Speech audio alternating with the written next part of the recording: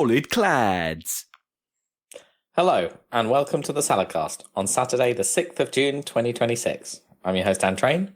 Joining me today, Zac Burgess. Abruptly not as warm as it was last time. And Robert Kemp. Yeah, I told you, like, in the blurb for the podcast last time, the weather just turned up early for Hot Summer Games Fest. Except it's not, because this is when Games Fest is happening and it's not hot again. Literally too early. Yeah. It's too early for summer and too early for Summer Game Fest. It rocked up and went home again. It's like, well, I'm telling you, it was 4 exams. Now exams are done. It's June now.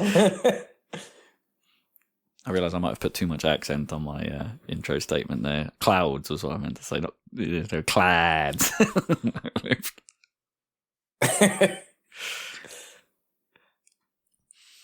I mean, it's a complete blanket of grey here. I guess it's grey, but it's like bright-ish. It's beautiful. Yeah. It's nice. Yeah. Give me that indirect diffuse lighting. Yes, it's very diffuse. Yeah, it's true.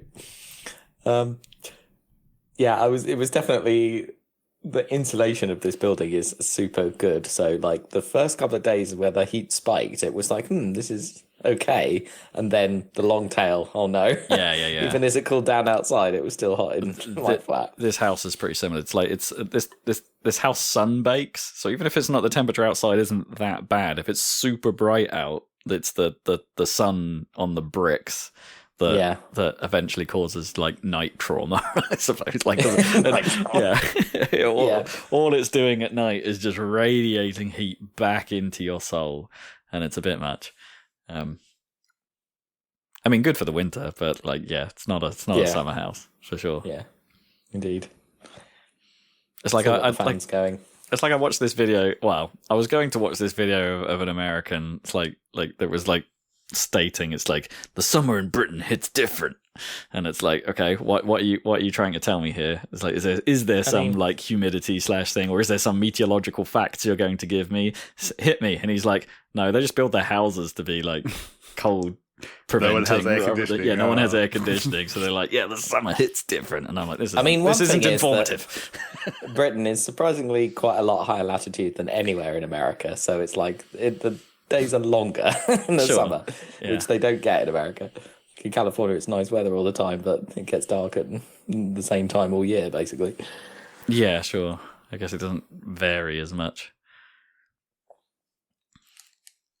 So I guess we're just not used to it. I mean, there's a whole bunch of that, isn't it? We're not used to it. We have to cope with more conditions than Yao. Yeah, we have actual weather. That's why we talk about it all the time. That's why we're world renowned for being weatherists. Yes. Indeed. But what else will we talk about except maybe video games? Except maybe video games. I can talk about... Or other things. Yeah, I could talk about shit YouTube again. Hey.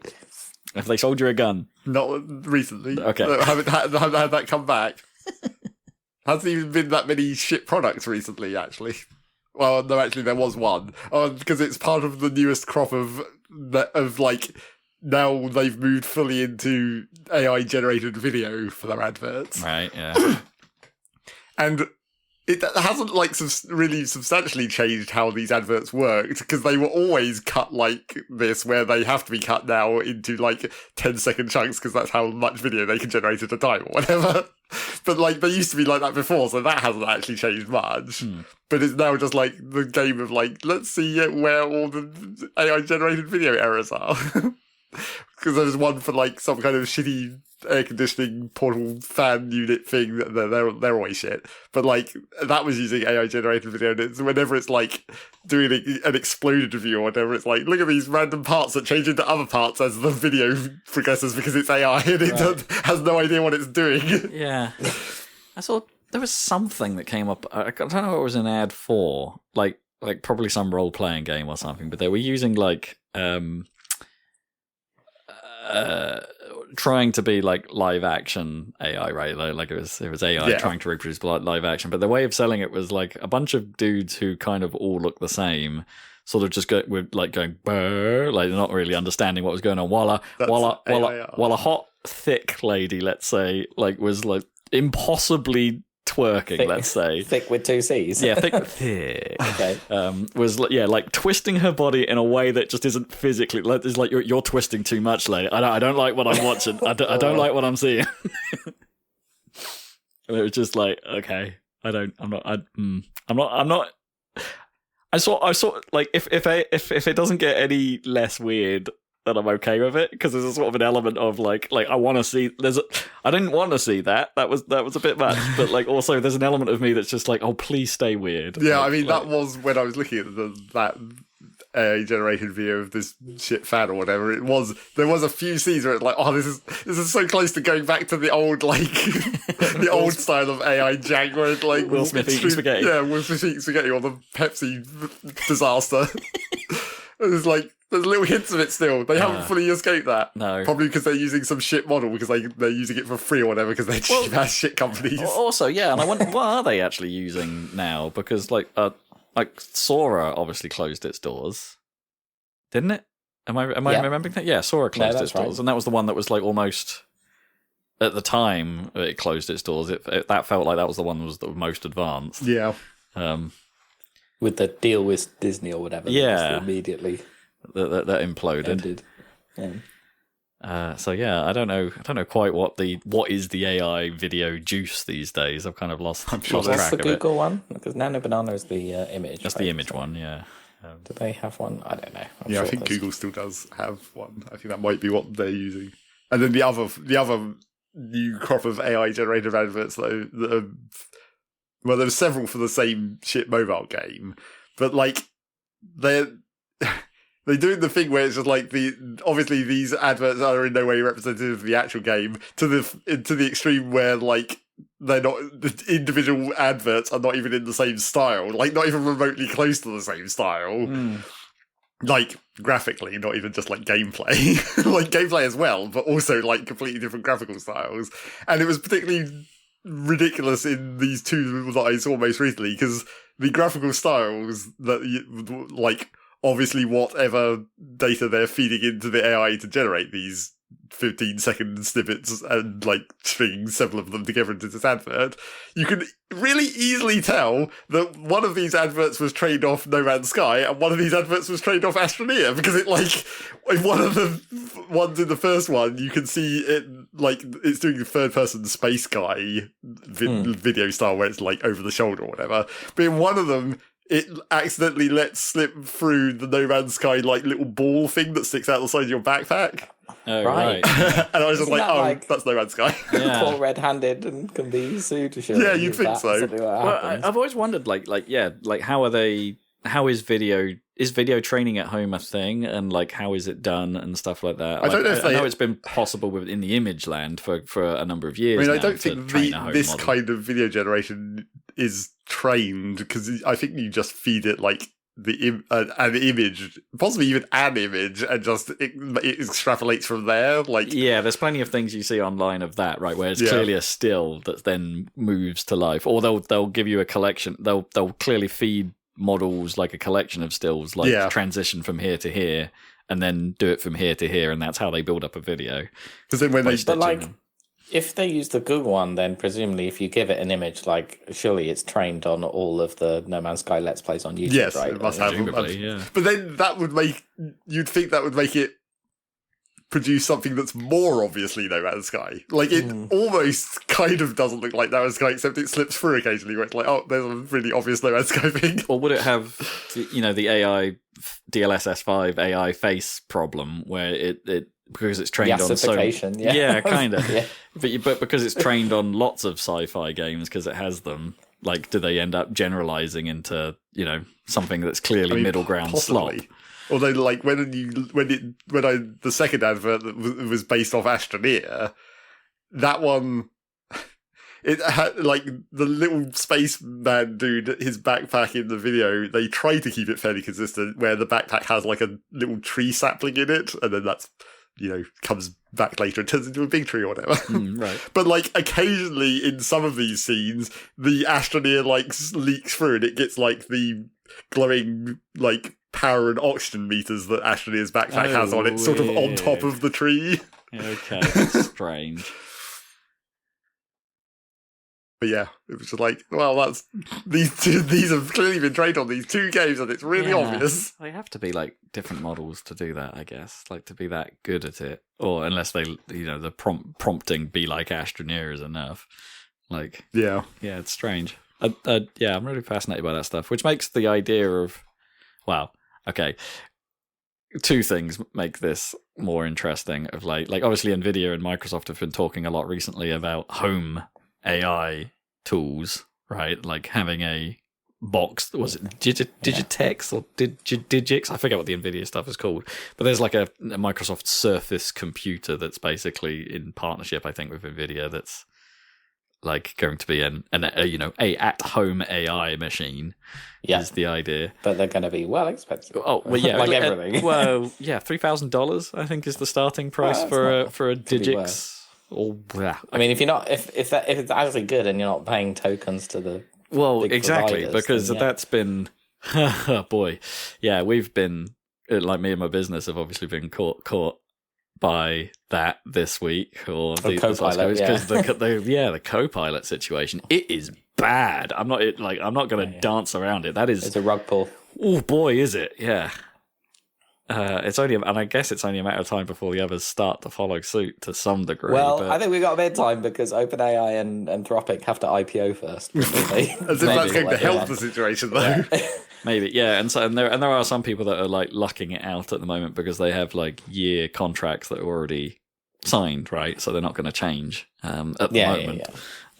So they can carry on working for a while and at least probably have some time to downscale their AI usage again. Is what I'm thinking. So yeah, these home models do sound interesting, but obviously it's like, what are they actually capable of? Because they're probably not going to run. Well, where's all the data? That's the question. Where is the model? Like, that's the problem. Like, you can, like, Llama obviously exists to download local models and stuff like that, but they're not the full Claude. They're not the full GPT or whatever. So it's like, what is their actual local capability realistically? I mean, it's like, already with the big providers and their harnesses, right? Like, whatever, I use Claude Code for coding, but already they have like the big model and then they delegate tasks to smaller models. So you could see where it's like it uses the big brain model under some circumstances, but then it uses the small one on your laptop, and it's like, that's probably good enough for a lot of things in a few years. Yeah, it's just so... Is opaque the right word? Like, because you just don't know exactly how it's going to be. Like, a colleague of mine tried some, which were, to him, routine queries in Copilot on a 1x model, and it burnt through a pretty substantial chunk of our team's token allocation on 2 relatively simple requests. And it's like, oh boy. Like, you just can't necessarily, you can't really tell what the input and output token usage is until you do it. And it's like, so you can't, it's pretty hard to predict. And obviously that token usage goes up if the AI gets itself caught in a bit of a, well, I need to go find more information, which is what these AIs have been designed to do, right? Like, it going to read your code base to get better at what it's trying to do is one of the main advantages of using AI to do this. But that costs tokens for it to do, and it decides how it does that. And so it's... I tried for the first time, giving the AI a task and going to bed while it was running. Oh, okay. And it did do it. But I was like, this is a very specific, and there's a new feature in the Claude Code, like a slash command called goal, where it's like, it's a bit like the Ralph loop thing, I suppose, but it's like, if you use this goal command and tell it something explicit that needs to be done, right, what it will do is, when it stops, which it tends to do, and yields back to the user, then another model looks at the goal and looks at what's going on and goes, no, keep going. Yeah. And then keeps it looping. Yeah, I can see that. That's and it did work, but it was a very specific thing that I wanted with a very long running task where I was like, I'll go to bed now. Yeah, isn't that pretty much like the OpenClaw model, right? That's what. I think so. I'm not brave enough to. No, OpenClaw sounds mad. Yeah. Like buy bank account mad. Yeah, I'm not doing that.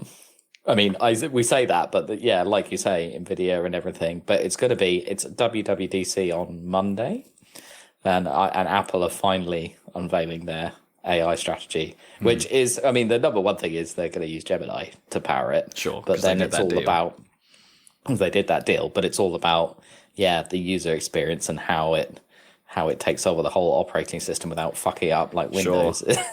Well, yeah, I haven't tried it yet, but because we've only got one like Google Home device in the house, and but I noticed like I got a notification on my phone saying, "Hey, by the way, you can now use Gemini on your Google Home. Like start the transition here." So like the old Google Assistant isn't the thing that. Oh, my phone has just woken up. Of course, I shouldn't talk about these things in the presence of my phone. Of AI, we'll start listening. Yeah, but the Google Assistant is something you can turn off now on those, and it's like, well, is that better? I don't know, because Alexa Plus is only just starting to roll out in the UK. They were really slow with putting AI into Alexa. I don't know why. Yeah, well, they were trialing it in America for a while, but they were trialing it in America as a subscription, right? It was a paid add-on thing, and I think I'm not quite sure how it works over here. I think it might just be part of your Prime, but you still have to opt into it to get it to work. But yeah, Alexa was getting progressively worse anyway, like at what it was capable of answering. Somehow, it was definitely being enshittified, or just no one was working on it in order to actually keep it useful. Which is a shame, because it was relatively capable, I thought, when it first came out, but maybe we weren't trying hard enough. Maybe our expectations are loftier now. Maybe, I guess. I mean, I can ask it when an egg is what's the rule of an egg being has it gone off yet? Does it float or does it sink? You just Google that. That's the same as I mean, you could, but if I'm in the kitchen, I don't necessarily want to go to the effort of whipping my phone out and typing that. I guess I could ask my phone because you could ask any of the other devices that have voice activation. Exactly, but there is a convenience to having these just shout at it devices that I don't think has ever been properly fulfilled. But that never needed AI. That just needed better voice to text and then Google. Yeah, exactly. I mean, in the early days, I remember the Alexas just being like, "Oh, I found an answer for you for that, but I've sent it to your phone," and I'm like, "No, that's not why I asked you to do it." Yeah. Anyway, fun and games. I'm sure. Yeah, the apocalypse is coming, guys. The rug pull is coming. Yeah, on that, I didn't put it in my news rundown. News. But there was a news post saying that production of DDR4 memory and the motherboards that power it has ramped up. After the old standard, the previous standard stuff is the production of that is being ramped up because all of the new stuff is obviously still being acquired. By AI people. So it's that's interesting. So we've got a lot of news, but actually, should we talk briefly about that NVIDIA thing though? Because I did notice that they are making a system on a chip, right, for a PC. Yeah. And that is kind of interesting. I always wondered why didn't, for example, Microsoft try and do what Apple did? Why haven't more people tried that in general, right? It's... Exactly, because Apple Silicon is... I know I'm a fanboy now, but it's only because it's freaking awesome, right? But I guess it's not good for gaming and stuff. But that's where NVIDIA could come in, right? If you do... I know it's hard, because... Presumably they're doing x86, right? Because obviously Apple Silicon is ARM, right? Everything efficient. But it is, isn't it? They're doing a SoC with a graphics card and CPU and everything on the same. It's a console, basically. But that they make it for laptops, right? Yeah, which makes total sense. Yeah. Why? And I guess there's a Surface version, right? There's a Microsoft, and then there's a Lenovo, and there's all the different vendors. Yeah. And it's okay, that's like IBM, I guess. It's like the old days of PCs or whatever. But it's I guess the thing is laying out the PCBs for those is probably expensive. Maybe more. Maybe more expensive I know, and at least at first, yeah, at least in like home PC market, that's going to be met with some opposition because of the upgrade cycle, right? Yeah, people want PC Master Race wants that flexibility. That's the point, like self-repair and all that jazz. But for laptops, it's like laptops, like those have never been particularly self-repairable, comparatively. That could be solved the opposite direction as well, where you just make a laptop that is self-repairable with actual components you can do with that. Yeah, there is one laptop. They're the ones doing it. No, I can't remember what it's called. Yeah, it's the company that Linus Tech Tips are like heavily invested in, so they have to disclose every time they talk about it. I can't remember what it's called, but yes, they are very much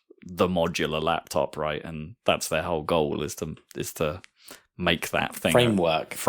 Yes, well done. Yeah. That does look very cool. After it does, yeah. There's elements to it that are just like, yeah, this is rad. I want to Lego my laptop together. That's cool.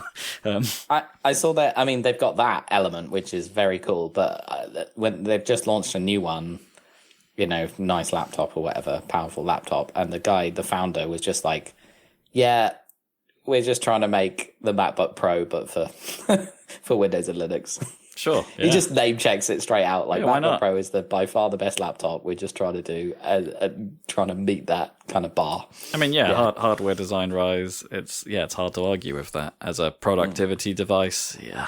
I mean, as much as I'm a Windows guy and I don't like using macOS, it's like, I mean, even from my perspective, it's somewhat hard to argue. It is a much macOS is just a much better considered overall experience. Didn't you? I mean, it used to be. I don't know. I just feel like Windows has lagged because it's not. Oh, like Windows 11 sucks. Like it's just. But it doesn't feel like macOS was suddenly a lot better. It's like it's been no. Gradual. I think it's well, I don't know. I don't know if macOS has even got better particularly. It's just that it's. Like the ground, Windows has got worse. Let's put it that way. So it's but the ground level, the macOS has the advantage of being like it's a consistent experience, and it kind of always has been. There's lots I don't like about it, but that's fine. I guess my experiences in like Linux world and stuff like that are just and things like that where it is a bit of a little bit of a mess. And modern Windows' unreliability and oddities are just like, well, yeah, maybe that is actually the best for most people consumer option, if you can get on with how it works. Now they've got that crazy cheap laptop. Not cheap, but the one that's an iPhone chip. Sure, yeah. It's pretty cool, that. It's a nice idea, yeah. Yeah. Anyway, NVIDIA SoC. I just thought it was interesting, and I still don't know why Microsoft didn't do it years ago. Yeah. I mean, what do you class like the mobile devices like ROGs and that? Like, are they SoCs technically? Like, because like, are they? Is it like if you even think of a laptop motherboard, is that technically SoC because it's all built onto the motherboard? Like, I don't really know what the distinction is. Discrete graphics and CPU are like on separate dies. That's one thing, right? Like sure, but isn't that still technically how the PS5 and Xbox works, and they're considered SoC? No, I think they have it on the same die. Oh, do they? I think so. Yeah. Citation needed. Citation needed. Yeah. Yeah, but anyway.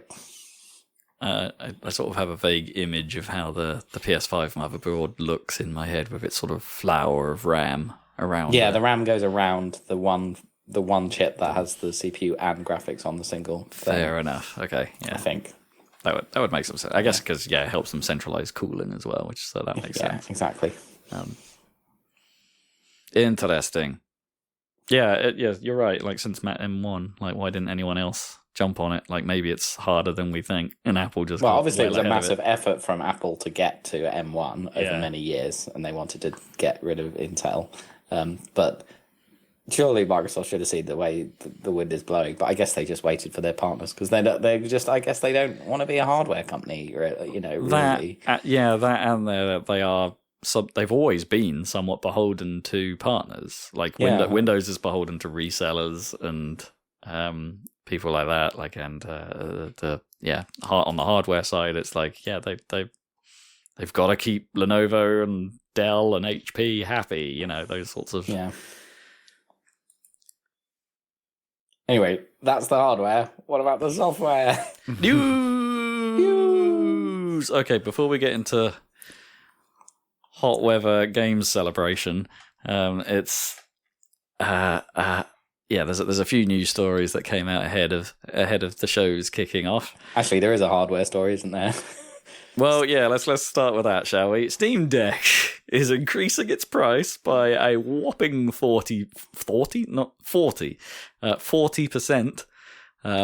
Which now means in the US, the 1 terabyte OLED model now starts because the OLED model is like the top spec one, but it's now $949, which is a huge number for a bit of tech that is now 3 years old, right?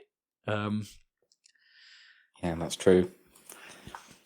I didn't pay in there at the right time. Yeah, I didn't pay anywhere near that number for my. I've got a 1 terabyte OLED, and it's nowhere near that price. And it's literally the Rampocalypse. I mean, what's Valve can't loss lead in the way that I don't know who could. Yeah. Other than Nintendo, Sony, and Microsoft. But no one's lost leading anymore, and it's they can't soak up the price for as long as those companies have. I think they haven't really. Yeah, I think Valve probably could loss lead, but they don't really have a captured market for the software because they don't make the software. They make profit off selling the software on Steam, but it's not as much as when you're literally making the games. I guess, yeah. There's a similar margins, I suppose, in a way. They just don't have the... I mean, it's harder to justify it, I would say, from if you're looking at this from the business side, because if you make the games as well as the hardware, it's easy to look at the numbers and be you sell hardware but at a loss, and you sell this many games and it makes up for the loss. Whereas with Steam, it'd be if we sell the Steam Deck at a loss, how many more sales on Steam is that going to generate? God only knows, because that data is way more difficult to keep track of. Yeah, they would have to have some way of knowing, has the Steam Deck caused this user to buy more Steam games? To buy more stuff, yeah. Has there been an upsell there? Whereas I'd wager, a lot of people with a Steam Deck are already relatively familiar with Steam. It's they probably haven't come into Steam blind. They're not going to be buying more games. They're going to just be playing the same games in a different place. Exactly. Yeah. So is it actually increasing Steam's game revenue? Pretty questionable, I guess. There probably is an uptick, but it's probably not as large as if it's your entire business, which it just isn't in Steam's case. So that's that. I mean, that's an interesting stat. But anyway, it's just a nasty omen for the Steam machine because obviously everyone's been worried about that thing's price, thanks to the Ramageddon. But it's it's now looking like that number's probably going to be big, son. Unless they are going to come in with a little bit of a loss just to be this thing needs a push on launch. They're just the Steam machine. Yeah. They'll just I think they'll be make Half-Life 3, and that'll be how they make up all the money. Absolutely. I mean, if that rumor's true, so I think there'll be limited supply, so regardless of the stupid price, it will sell out instantly anyway. Yeah. And that'll be idiots like me who have money and don't have to maintain a child or a car. You know what I mean? But that it will probably, in the long run, be not good, right? And won't establish itself if it has over $1,000 price. The amount of foothold it makes, the foothold it will create is definitely going to be impacted. But then, who knows how many they've actually been able to manufacture anyway, right? Because it's not just price of stuff; it's availability of stuff. Exactly. And because they're not necessarily building to the scale of the big boys. I mean, I guess this would piss off people like me, I suppose, but it would make sense to, start with it expensive, limited supply, and then when you can ramp up, then cut the price or something. Sure, but that would, I guess, that risks annoying early adopters. But then they're early adopters, they're probably gonna buy whatever anyway. That is the risk of being an early adopter, right? I bet PS3 users were somewhat pissed when they came in at the $599. But then if you came in early on the Steam Deck, you're looking pretty good right now, aren't you? I mean, yeah, and the PS5, to be honest. Or Switch 2, for that matter, right? Because that price has gone up recently. So if that's just any tech at the moment, it's just get in early and you'll probably reap the benefits, provided that thing is supported. So it's. I think there's a good, given the record of the Steam Deck, that I reckon even if the Steam machine isn't a huge success, it will be supported. I think because this is Steam's master plan, right? It's like even if the Steam machine isn't a success on its own, the work they've done to potentially make SteamOS a thing and a viable alternative is powerful. Even if it's just for gamers and all that kind of stuff.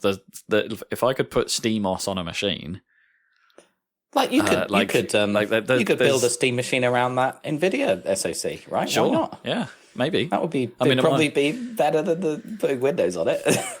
I mean, yeah, it depends how what its graphic capabilities actually are. I mean, it's a pretty juicy GPU in that thing, but it depends how that does that translate to game performance. I don't know. I think they were showing laptops, weren't they, running stupid games while they were is that the same? Cyberpunk at full speed while they were walking around. Yeah, I was wondering about the Digix as well, right? Because that's obviously got hella GPU in it because that's what AI runs on. But with hella memory, unified memory for it, but it's that probably doesn't translate to game performance in the same way. In the same way that buying an NVIDIA Quadro doesn't really translate to game performance really. Developers don't take advantage of gobs of RAM because no one has gobs of RAM. Whereas when you're training AI stuff, it'll just use as much RAM as you have. Yeah, right? pick a model that fits. Yeah. Interesting. Yeah, but it's not a good sign. It's just a sign of the ongoing state of play, I suppose. It's a bad time. But it is coming out though, and I think the latest is summer. I heard summer. Oh, okay. Sooner than I was thinking. I thought I was sort of had end of year in my head at this point. And they're claiming that the headset's going to come out in summer as well. It just doesn't seem like it either. Yeah, I keep forgetting about that thing. Yeah. Not as much RAM in that, presumably. No. Still some, but not as much. Yeah, but maybe they can get away with some of the cheaper RAM. I don't know. I mean, that'll be hella expensive, right? But maybe, yeah. Well, yes, but for a different reason. Not necessarily for a pure silicon reason. Yeah, that thing needs to come in at Quest 3 price, no higher. I think. I suppose it's trying to make VR bigger, but VR is becoming more and more niche, I think. Yeah, it seems to have had its moment, and it's well, that's it keeps happening with VR specifically several times, but with other things as well. Yeah, I mean, 3D movies. I like it, and it's still about, and it's still being supported. Don't get me wrong. It's not like it. It's just not. The zeitgeist has already gone, and I feel like it. Maybe I'm wrong, but I feel like if something gets niche, then the people who are into it want the highest quality, cutting edge stuff. Not the cheap and cheerful stuff. Which kind of is what the frame is, right? It is it's pretty cutting edge. Yeah, it's pretty cutting edge. And in fairness, Quest 3 is actually a pretty decent option. I don't know. I actually don't know what the best option is anymore. Well, the Quest ones are weird because they were loss leading for Facebook for some reason, right? Sure, yeah. So that's why they were cheap. Yeah, well, I don't think the price hasn't gone up hugely on them. I mean... Even though the metaverse is cancelled. Yeah. Nice one, Zac. Yeah, you put somewhat too much into that. I think everyone knew you were putting too much into that. Yeah. Obvious to everyone except him that was not going to work. Yeah. I mean, someone's got to... try it, I suppose. Might as well be a billionaire. Yeah. Anyways, I guess that's hardware news. Let's talk games. Still not on the shows though. I've only raised this news post because I think it's mildly interesting. Because do you remember Destruction All Stars? It was I believe it was a launch window game for PlayStation 5, Notable because I think it might have been the first game to announce that it was holding that $70 price tag after $60 was the thing. No, I do not remember Destruction All Stars. That is fair. I don't think anyone played it because it's shutting down. And so that makes it kind of, in my head, it's like, yeah, the first $70 game has died. But it lasted way longer than a lot of other games. Oh, absolutely. Recently. Yeah. It's just, it's not the first $70 game to die, it's the first $70 game dying. Like, I don't know. I just find it interesting. The multiplayer is going offline forever. What else is going on? So ahead of the show, there was a trailer for this in SGF, but it was actually revealed before SGF. A director from Forza Horizon, Forza Horizon 5, has announced a new open world racing game called Clutch, set in Monaco and the French Riviera, which is gonna come in clutch. Yeah, it's gonna be so clutch. It looks like what if Need for Speed's attempts at blending open world gameplay and story elements. Think NFS Unbound, think The Run, I guess, but actually with the pedigree of a studio that's done open world, I guess. Successful open world races. Not that NFS is successful, but you know what I mean. Horizon has a lot more oomph behind it than Need for Speed does. Now it does. Yeah, it's I don't know. This thing looks real good. Like, I don't know if they've showed actual gameplay of it yet, but like the concept of it looks great. Like the storyline of a professional racer, right, but crossing with the underworld, and I don't know. Has that worked for you before in any racing game ever? Like the story, like Grid or whatever. When has that? I haven't played Grid. I'm just thinking of it's been a concept for. I'm trying to work out if I've actually played a game that had a heavy story element. I mean, NFS Unbound did have a story, right? Yeah, and it was one of those ones where the opening was strong, but it didn't land it after that particularly. There was something to the idea, but it never really stuck. Here's the setup, go do it, and that was the game. Like, there was no twists or turns particularly. It was just go do stuff. And I guess that's kind of the problem potentially with a racing game with a story. What do you actually do within that framework particularly? Maybe Screamer has done that more successfully, but I haven't played Screamer. I mean, that's right. Clearly why they're getting ahead of ourselves slightly here, but that's why they're bringing back Stuntman, right? Because that is the story driving game. It makes sense. Right. Oh, man, Stuntman is one of those series where I feel like I should have played. Because it's such a cool sounding idea. Because you could... I mean, it's not really, but there was some element of that even back in Driver, where it's just sure, it was about the skill of driving, but in contained chunks, basically. The missions were quite well defined. Here's do something specific, get it. Maybe that can translate to open world because there's the stuff going on around you makes you do. I think that was what NFS's problem was, is they didn't really have these story events particularly that you had to get involved with, apart from maybe right at the start of the game. Maybe you need some more of that. Here's an actual constrained thing you've got to do right now because it's in the story. But yeah, I've not played Grid Legends. I've not played Codemasters' attempts at it, right? Because they've tried a few times. Grid Legends, I think, was the most recent one. But F1, for a while, didn't they have a storyline campaign in the F1 games for a bit? There's not much variety to get out of an F1 game in terms of the actual driving part. Yeah, exactly. It's just go do a race. You done a race. I wonder if I don't know about the FIFA games. Maybe they had the same problem. Presumably, when they were doing their. I mean, you can do a lot of extra training, I guess, in FIFA. Sure. Do the practice targets and all that stuff. Yeah, I mean, I guess you could do set play training and stuff like that, which actually could be genuinely quite interesting and useful. Yes.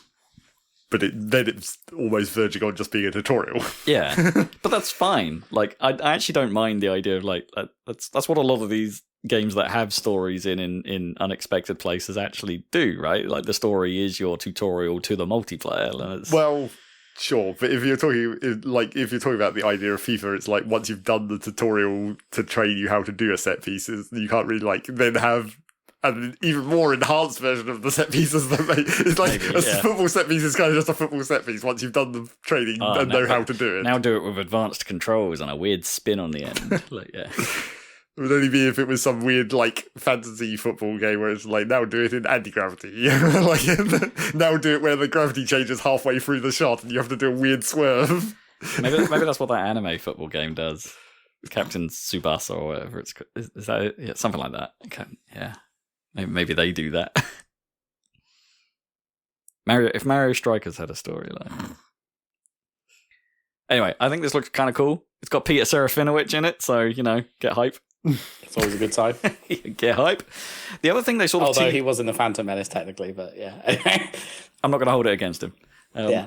That guy's a legend. He had one line, and it was a cool line. But yeah, the other thing they sort of showed was like maybe the like illegal racing or the night race or some of the missions like had the cars have like tethers for swinging them around stuff.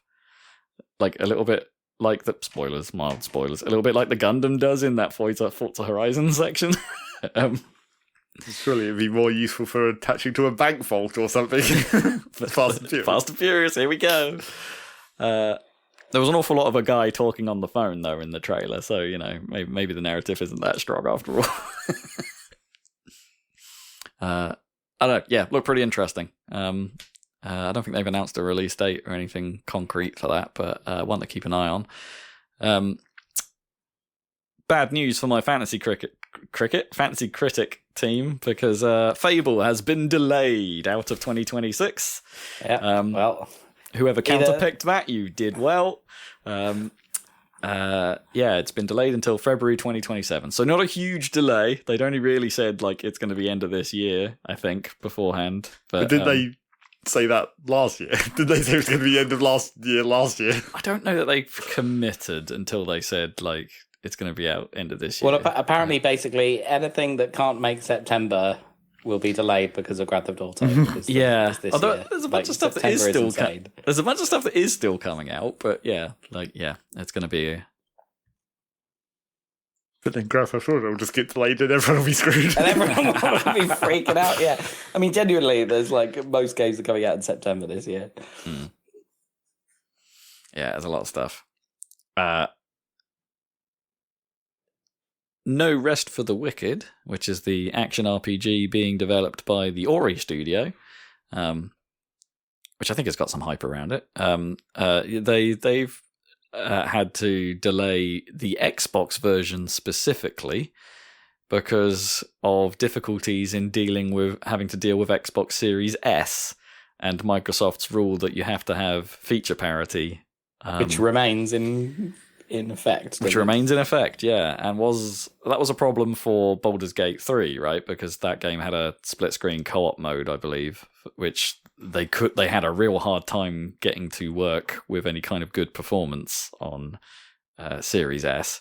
I mean, I have some sympathy with developers for this one, but like there's a bit of me that's like, well, okay, that means you're clearly not targeting your game for handhelds.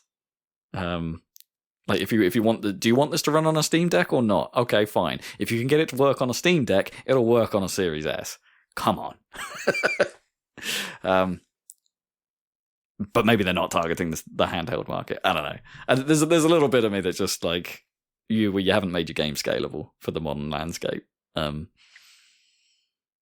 Which is fine if that's your decision, but like also, yeah, Microsoft aren't helping you there if that is your decision. Well, at least they're still trying to optimize, unlike a lot of other companies where they're just like, we're making an Unreal Engine 5 game and it runs like shit because it's Unreal Engine 5. We haven't bothered doing anything to make it run better. Yeah, we haven't. Or we've made a game that Unreal Engine 5 isn't suited for. Yeah. I am getting a little bit tired of that like modern game look. They do kind of all the Unreal Engine look. Yeah, the Unreal Engine look. Like I guess that's always been a thing, right? The UE3 age in particular had a look.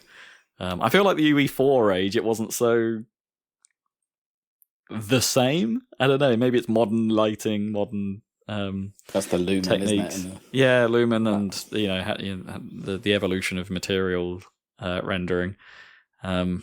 Just everything kind of has that. There's always that little bit of that same motion blur on things, that same bloom, that same. What happened to the Frostbite or whatever, the dice engine? They're still about. Frostbite's still about. They always look nice. Yeah, they did always look nice. I think they actually haven't gone feature parity with Unreal Engine, because Battlefield was notably hey, we just made the game look good using somewhat traditional techniques. They didn't push that engine particularly. Well, as we said before, as we've said before in the past, it's just no one else is trying to make a commercial engine. Frostbite is internal to EA. It's not like they're trying to sell that on the open market for other people to use. Yeah, and Ubisoft still have their internal engine. I forget what it's called. Something else icy, isn't it? Yeah. But yeah, Unreal is the only actual, we sell this to other people engine left. Or, well, I mean, there's the smaller ones Unity is still about. Godot is obviously growing in popularity. But I don't think those count the same, really, because they've always been indie-styled engines. Sure. Even if Unity is pretty big now, and it seems from various games that I've seen that, you can make Unity better, but it takes a lot of work, and which then also leads into the same idea that they're not really as commercially applicable as Unreal Engine is, where you can just give it to someone and be like, here you go, make a game with this, and then they make exactly the same looking game because they're just using the engine. That's the thing. You're getting the Unreal look and all of the quality that don't get me wrong. There's a lot of quality in that look, right? There's a lot of good tech and a lot of. Clearly, you can get a mostly professional looking thing pretty easily in Unreal 5, as long as you're happy with it looking like an Unreal 5 thing. Yes. Which is and that's always been the challenge with third-party engines, right? Is making your game stand out within it. Something that I kind of didn't peg that Expedition 33 was an Unreal Engine game, but of course it is. It's they did a damn good job with the art of making it not look like your everyday Unreal Engine game. It's a skill, for sure. And it's a skill that I feel isn't being utilized, perhaps to the fullest in today's era. I guess it costs too much. Yep. Get some AI to make me a style. But then it would just look like the shitty AI style, just like all the adverts do. Yeah, let's where you can easily tell that it's the same goddamn AI again. Okay, Claude, yassify my game. Go for it. And in leaks, we only just discovered this, but I want perhaps to talk about it because it's kind of fun. There may be a Cities Skylines game, but a Lego Cities Skylines. That seems like an obvious idea that should have happened years ago. Well, good idea. Depending on how Lego it is, if they let you design the buildings in Lego, that would be cool, but they're not going to, because that would be far too complicated. I mean, maybe. There's been, Lego building systems in plenty of games now. I think that Lego 2K Drive, had a build your car system in it. And, sure, but that's... it's, small scale. Yeah, at car scale, it might still work, but I don't think you can scale that idea up to, full city... the level of detail... It would have to do so much work to make level of detail... It would have to, render out your design... right, yeah. How do you LOD that? But maybe that's solved by... an Unreal Engine 5 tech, like Nanite. Yeah, maybe. Nanite, yeah. But that's not what Nanite does the opposite, though, right? Nanite is generating more detail from less information. No. Nanite is specifically give it a very high detail asset and it will reduce the LOD suitable for the resolution it's running at. But doesn't it do it the other way as well? More polygons than you can see. But it does it the other way as well, or is that the other one? There's that, the other tech where it just the closer you zoom in, it just generates. I mean, that's I think that falls under geometry shading. Yeah. Or that's what it used to be called. I don't know what the modern tech is, like some kind of tessellation thing. I mean, Crimson Desert like famously did a bunch of that, right? In their PC version recently. I did think that was linked to Nanite though, because I think like when Satisfactory did their Nanite engine upgrade, I think that was mainly what they were using it for. I mean, maybe not making more detailed assets. It was like reusing the assets they already had and getting more detail out of it, essentially. Yeah, maybe it's a subset of the Nanite framework. Anyway. But yeah, I remember when it was first shown to us, what it was doing. It was taking like cinema grade assets and reducing the poly count, so a polygon isn't bigger than if you've got pixels, if you've got polygons smaller than pixels, you don't need to show that. But I feel like the trouble even then with applying that to Lego is that like they'd still have to do a lot of work for presumably the occlusion step of that, because like there's a lot of bits of Lego that aren't going to be rendered to start with, because if you're building with brick modules, you have to like strip all of that out to just have the outer surfaces essentially. Yeah. But then ray traced shadows, problem solved. But then there's a lot of detail to ray trace. Yeah, it's I don't think you're wrong. It probably is quite difficult. But yeah, I don't know what else apart from that idea. What else would Lego bring to a City Skyline game? Apart from being able to design and build your own buildings, what other feature would make it worth having the Lego brand attached to it? Comedy. Because you'd have to have more. I mean, because you know how Lego Town is like exaggerated. You'd have to have more construction than in a real town with loads of diggers and stuff. And you'd have to have more railways and things. I don't know.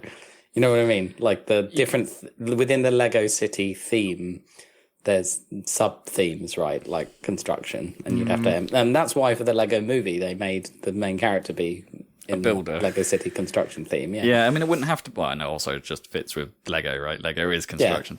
Yeah, it is builder. So it's a meta element. But it also, I guess you don't have to follow realistic proportions. Is I guess what I mean. You don't need to have like a small amount of commercial for oodles of residential or something like that. No. The way the balance is set up does not have to be realistic in any way. So perhaps it does scale down like. we were talking off air about this. It's like, but maybe the idea of not necessarily building enormous flipping cities, maybe that's not actually the best way to handle this. Maybe it is scale down the size of the city, but make what you're doing within it denser. So many police helicopters and fire engines and stuff. Little bits of fire happening that's made out of Lego bricks. Exactly. That looks so cool. I think it's a cool idea. There's a guy on YouTube, a Lego YouTuber, who is going backwards. He is recreating the entire of Lego Island from the game Lego Island, but in Lego. Amazing. I mean, that shouldn't be that difficult, except for getting the pieces in the modern times. The thing, yeah. It's more about getting all the right gold pieces and stuff too. Because some of the things on that island, in Lego Island, were actually sort of close enough to be recreations of sets from the time, right? But other things are just unique, I guess, to the game. But yeah, all doable. That's pretty fun. All right, Sony had a state of play. I think they kind of kicked off the season of games this year, and they opened with Wolverine, the new Insomniac game. They're not doing Spider-Man anymore, guys. They've moved on to the X-Men. One X-Men. Yeah, that game is coming out September 15th. Lock it in. Oh my god, it's so violent. Boy, is it. I was like, yeah. I mean, when Logan gets hit and damaged, like his holes are just left in him. I mean, you see his like skeleton underneath, and then he obviously heals because that's Wolverine's power. It's like, maybe I'm getting old, but yeesh. It's like fucking Mortal Kombat or something. Like, obviously, I mean, that's what you have to do that, I guess, with Wolverine. I don't know. I think they may have gone, I do think they've gone too far with it. Yeah. Because it's not going to mean anything after a while. And like, there were certain elements like, okay, you stab a guy and there's like there is literal blood everywhere. Like loads of it. I noticed in one of the shots even like there's actually a liquid sim going on with the blood as well, so it like lands on surfaces and pulls off, and which is rad, but also like, okay, you can't do a liquid sim at quite the detail you want, so it's pretty obvious that it's a sim going, you know, that kind of look. Sure. But also like you get covered in it, which then also looks like has a slight problem that it sort of like dissipates off your body real fast. Like, which just immediately struck me as that's weird. They need to have every level be in the rain to make it look more realistic. The blood washes off. Yeah. But like in like the first thing he does is he's like scouting out in that trailer. Like he's like scouting out, sneaking around a base, and then he just jumps down and immediately puts his like giant claws straight through someone's skull instantly. It's like, oh my god, jaw up. I know you have to rescue these other mutants, but yeesh, you're just absolutely decimating everyone. Yep. Yeah, well, they are like an anti-mutant group of some description, so, you know, he's not going to have much sympathy, I suppose. And he's Wolverine. He's angry. So the other thing about this game is it's, I guess, makes sense, but unlike Spider-Man, it is not open world, right? No, I didn't actually know that fact. Yes, it's true. It is linear, in fact. Well, that's probably fine, right? Because Wolverine doesn't necessarily have the traversal. Like, it makes sense for a Spider-Man game, but like Wolverine's just not going to have the. I mean, I guess he would. He could just claw his way up buildings, I suppose. I guess so. Tonk, tonk, tonk, tonk, tonk. Well, I mean, it's just prototype, right? That's probably the closest to an open world-esque Wolverine style thing. Yeah, maybe. I guess maybe. What would it be like? It's going to be like. I guess it'll be like Last of Us Part 2 sort of linear. Yeah, maybe. Big areas. Maybe. Yeah. I mean, that's pretty cool as long as they can keep the combat interesting. Because, I mean, it's hard to somewhat tell exactly how it's going to play out. They obviously showed towards the end of that combat sequence, like, there are enemies that can resist the claws at least a little. Oh, I'm sure, yeah. But they, like, you know, when you looked at the Spider-Man combat, you immediately kind of go, oh, that's kind of Batman-esque, but with Spider-Man moves and zipping about all over the place. And it's like, yeah, okay, I see what you're doing here. It's like, I didn't necessarily get a feel for exactly how it was working in Wolverine just by looking at it. And I don't even know, I haven't been able to judge like whether it will actually be fun. Do you know what I mean? Like, there's an awful lot of like Mash X about what they showed in that trailer. That probably isn't going to be how it plays out. I mean, I have a certain amount of faith in Insomniac to do something a bit more interesting than that. But yeah, I can't say I'm hype for this. Like I'm compared to how genuinely like a bit put off by the violence. Right? Yeah, I'm kind of with you. Yeah, I don't know. Yeah. I don't know that that's for me. I mean, it is interesting to see Insomniac do that at all, really. It's a very different direction for them as a studio. Yeah, that's true. I mean, I guess the closest we got to that might have been Sunset Overdrive, right? Where the mutants kind of explode into their orange goop stuff. Yeah, but I mean... But it's still orange goop stuff. Yeah. Like the German version of Carmageddon. Zombies. This whole conversation is like a conversation that I thought I was going to have because of a game I was going to play but then didn't play. So this conversation might come up again like next podcast. Okay. Yeah, I don't know. I'm not sure I'm feeling it. Like, I'm sure it'll probably be good, but like, I don't know that I'm not going to go out of my way for this one. Not that I go out of my way for many games these days, but you know what I mean. Wait like, for it to it's not be on Game Pass, except probably not. I guess I did go out of my way for the first Spider-Man game. Sure, right. I bought a PlayStation for that game because that was cool. And it was rad. Yeah. And as it turns out, worth me doing it because I ended up playing quite a bunch of PlayStation stuff afterwards. But like, yeah, I don't know. It's not going to make me buy a PS5, and at this point, with the cost of PS5, I don't know what will. Well, we know what will. The Wipeout. If they did Wipeout, yeah. Yeah. I mean, that would do it. Yeah. That would 100% do it. I'm skipping forward a bit. Ubisoft are remaking Rayman Legends, which... Yep. Cool. Age of remakes. Yeah, but I think Rayman Legends is an amazing game. I think it's a really good platformer. I love it to bits. I'm not sure I'm sold on this take of it, though. Like... They're doing the like almost the Star Fox thing, but it's like, hey, it's that game. We've prettied up the visuals and we've added a bunch of story stuff in between because there wasn't no story stuff in Legends. Pretty much, like there was a little bit of setup right at the start of the game, and then here's some levels, go for it. So like they are padding that stuff out, which that stuff's fine. What I'm kind of not into is like, the look, basically, because like Rayman Legends was kind of a super pretty Ubi art framework game. With that hand drawn look, and it's like it's not like the new look is bad per se. It looks pretty good, in fact, but it's just like it feels in my head that feels like a step down of what Rayman Legends is. I don't know that it just looks a bit drabber and a bit less. It just looks less interesting. I don't know. Like I don't think that was a good, particularly great decision. I'm indifferent about the addition of voice acting. I don't know that that's better or worse. It depends how that sounds whilst you're playing the game, I guess. Just don't be annoying, please. Would be my advice there. Anyway, Rayman Legends Retold.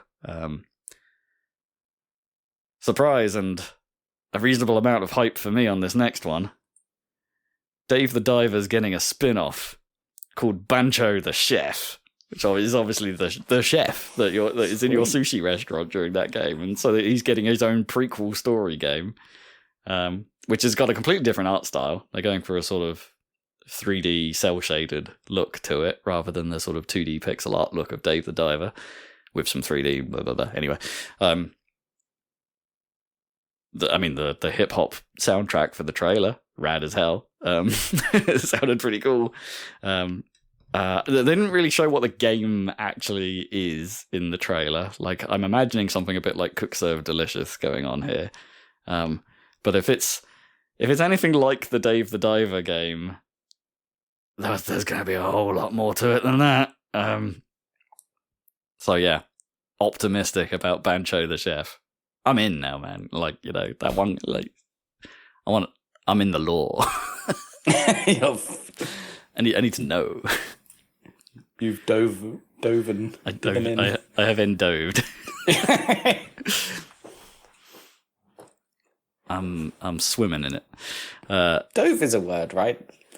Dove. You dove in. Yeah, I guess it is. I think they're both legit, aren't they? Dove and dived. I think so. Is it one of those where there is a context where one is more applicable than the other? Something like that. I really don't know. I just know that Doven is probably not a word. Is it like among and amongst, which was a joke the Among Us trailer made later on in the show? Like which one is the one you should use? Are they both legit? Yeah, I think that's the same thing. Yeah, they're both. Yeah. They're like, I think it's one of those like one is more common in English UK compared to English American or something like that. Are we supposed to be calling it Amongst Us? Probably. In the UK. Yeah, probably. Bancho the Chef looks cool. So yeah, we got to see. Up next was the always entertaining Ikumi Nakamura. Had a little presentation to make. For those that don't know, she was a director from Tango Gameworks and last made a name for herself for Tokyo, for Ghostwire Tokyo. Made a name for her presentation, not necessarily for the game. Oh yeah, she's quite a character. The game was fine. But yeah, she's quite a character. She's quite cool. But yeah, they're doing another yokai-based game. I guess that's her thing now. Which looks like a character action game with some weird looking powers. There was one quote in the trailer that caught my attention, which was like, "Wear your powers" or something. It's like, does this mean like the yokai you capture become cloves, and that's how you? And that'd be kind of cool, kind of weird. Wear your power. Anyway, that's called Kamuri. Shout out for anyone who's like doing anything after Tango Gameworks and Microsoft's unceremonious, what's the word anyway? Like, yeah, incorrect closure of that studio. Shout out to them. We got to see a little bit of Tomb Raider Legacy of Atlantis, which is the remake of Tomb Raider 1, not the new Tomb Raider game they're making, just to be clear. That is coming out February 2027. They seem to be leaning sort of heavily on the sort of Indiana Jones feel of it, like rather than where like the survival aspect of it, which is I guess where the Crystal Dynamics series, Tomb Raider games went. Which I think is I think it's a nice vibe. It looks cool. And it's cheesy in the sort of Angelina Jolie film kind of way as well, which I'm sort of non-ironically into, I think. Yeah, sure. So that game could be good. A lot of dinosaur footage. I mean, everyone knows there was a T-Rex in that game, but there was quite a lot of dinosaur footage.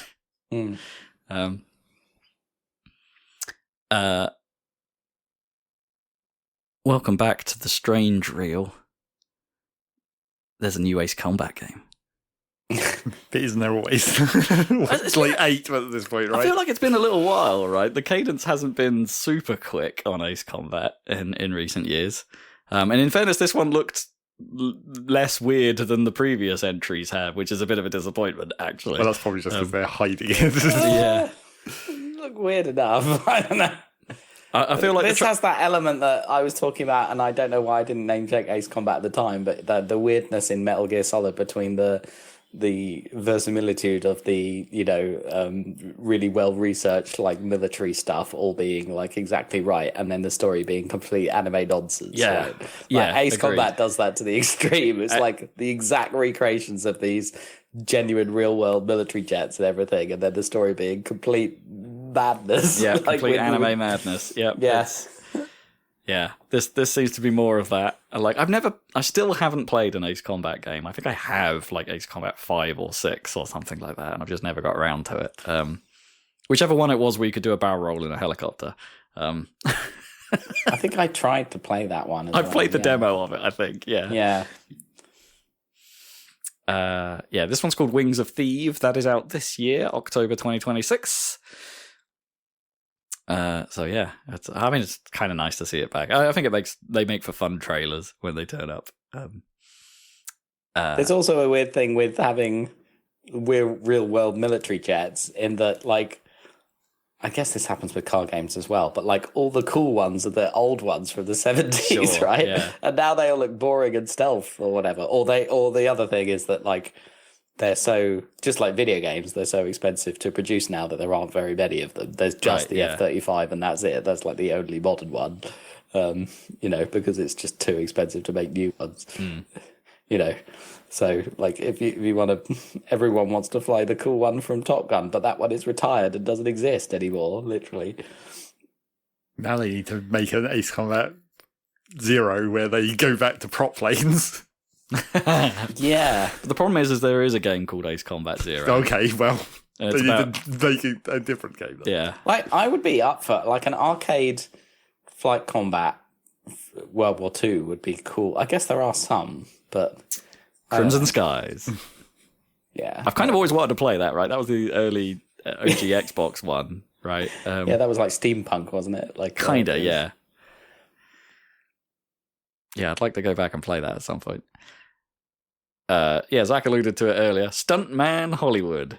This game looks kind of fun. Like, Stuntman, as I said before, Stuntman's been one of those series where I feel like it's a game I probably should have played. Like, it's... In a weird way, it kind of predates the modern mobile structure of games, right? Like, here's a challenge, see if you can get your car to do it in the get 3 stars kind of way, right? I'm sort of thinking, what was it, Joe Danger, the Hello Games games before they made No Man's Sky, right? That kind of thing. Here's a challenge, get 3 stars on it. And obviously all the Burnout Crash modes. Sure, yeah. Stuff like that. Yeah, it feels like a series I probably should have played because the scenarios seem fun. But they're going to town on it. So it's been out of action for a while, but they're going to town on this one by like doing, I guess, the obvious thing by doing crossovers with driving films or films with iconic cars. Well, you want to do some scenes from Fast and Furious? Got you covered. You want to do some Back to the Future stuff? Yeah, it's there. You want to drive Kit from Knight Rider? Hell yeah, you do. It looks cool. It looks cool. So what was the gameplay like in those games? I believe it's like there's like a scenario set out. Like you've got you are literally like a stunt driver for films. Yeah. So there's a scenario set out in front of you. Like get the car through this thing, do this jump here, do that with this, and it's about timing it and landing it and making it look as cool as possible. Right. And do you get like ranks or something like? I mean, I'm guessing, but like as I say, I've not played those games, but that's That would be my guess. It's like, is it just about success, or is there presumably to make it replayable and have some depth? Like, yeah, there's got to be more to it than just get through this scene. Looks cool. Cool. We got yet another. Well, we got 2 Control Resonant trailers. There was one here and there was one in SGF. I still don't necessarily know how I feel about it. Like it's clearly cool in the sort of weird Remedy way, and it's very hard to not be mesmerized by it. But I still don't know how I feel about like it going melee combat compared to the third person shooter of the original Control. And I don't think we really saw much gameplay in either of these trailers, but they're presented with such style. It's hard. It's yeah. You want to talk about games that stand out from the crowd? Control is one of them, right? It's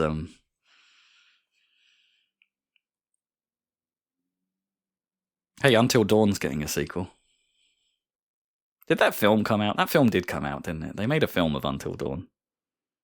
Really? Yeah. Anyway, they're doing it again. But Until Dawn was a game, maybe. Yeah. They're doing it again. Until Dawn was pretty cool for like a 2-hour experience kind of thing. I don't think I was sort of playing it with mates at one point, and we were like making group decisions on things, and it's kind of fun for that. And the way it adapts to some of the choices you make is kind of interesting, and like it's very much a wide diamond game. Maybe not even a diamond, right? Like just a straight up triangle of choice. So yeah, going back and doing it again is a lot of the fun. And I think the studio that ended up making Until Dawn ended up doing the Dark Pictures anthology and making more games like it, but shorter and smaller in scope. So I don't actually know if it's the same studio making Until Dawn 2. I didn't look that up, but yeah, this would be a longer. I believe Until Dawn was longer than the Dark Pictures games, so a return to that probably makes some sense. Yeah, visually looks interesting. Anyway, that's out next year. And yeah, we got the show ended with a 20-minute.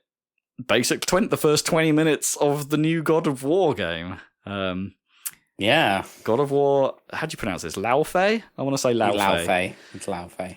Oh man, got me really worried in the first minutes footage. Oh boy, did it. There was going to be some kind of remaster. It's like that. Obviously, they did that on purpose, but it's like, oh no. Luckily, it's not. No, it's a completely new thing where you're playing as the wife of Kratos. In, I guess, like some kind of afterlife of the gods, as it was explained later on. That's the idea. Like, your wife is dead. She's just dead and somewhere else. And that somewhere else doesn't seem particularly friendly. I don't really know anything about the lore of Kratos' wife, so like whether that was explained in the games prior to God of War Viking Town. That's what that game's called, right?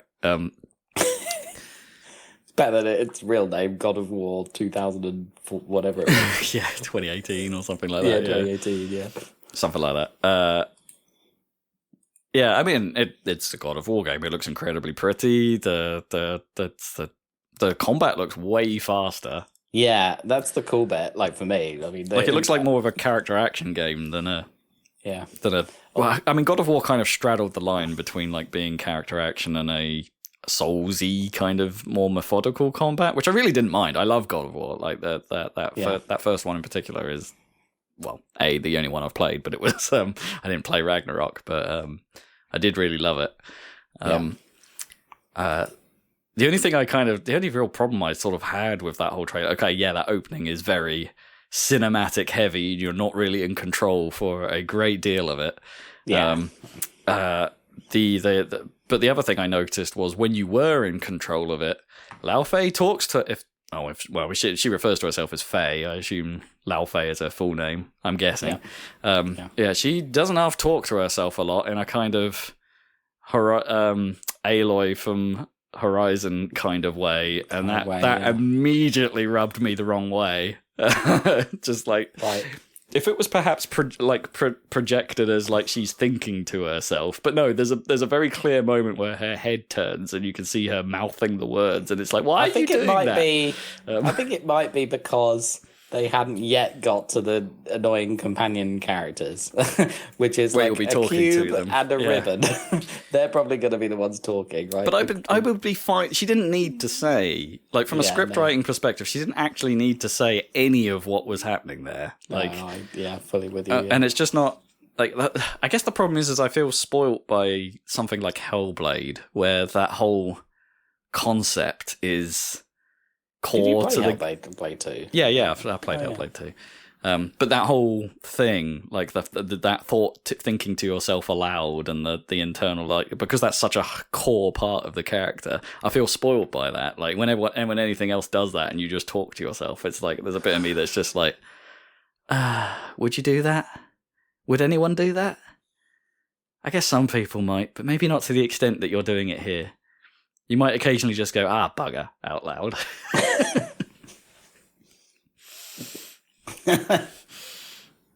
That's what I'd be saying if I was in an afterlife for gods. It's just like, am I dead? When you sort of realise that you're dead, just like, bugger. Oh, Christ. Yeah. Damn. But yeah, good looking game. For sure. Yeah, it looked cool. The combat being different is interesting to me. But yeah, I agree. And I think she's reprising the role, actually. I think that Kratos' wife must have been in a game previous to God of War 2018. But it's Deborah Ann Woll.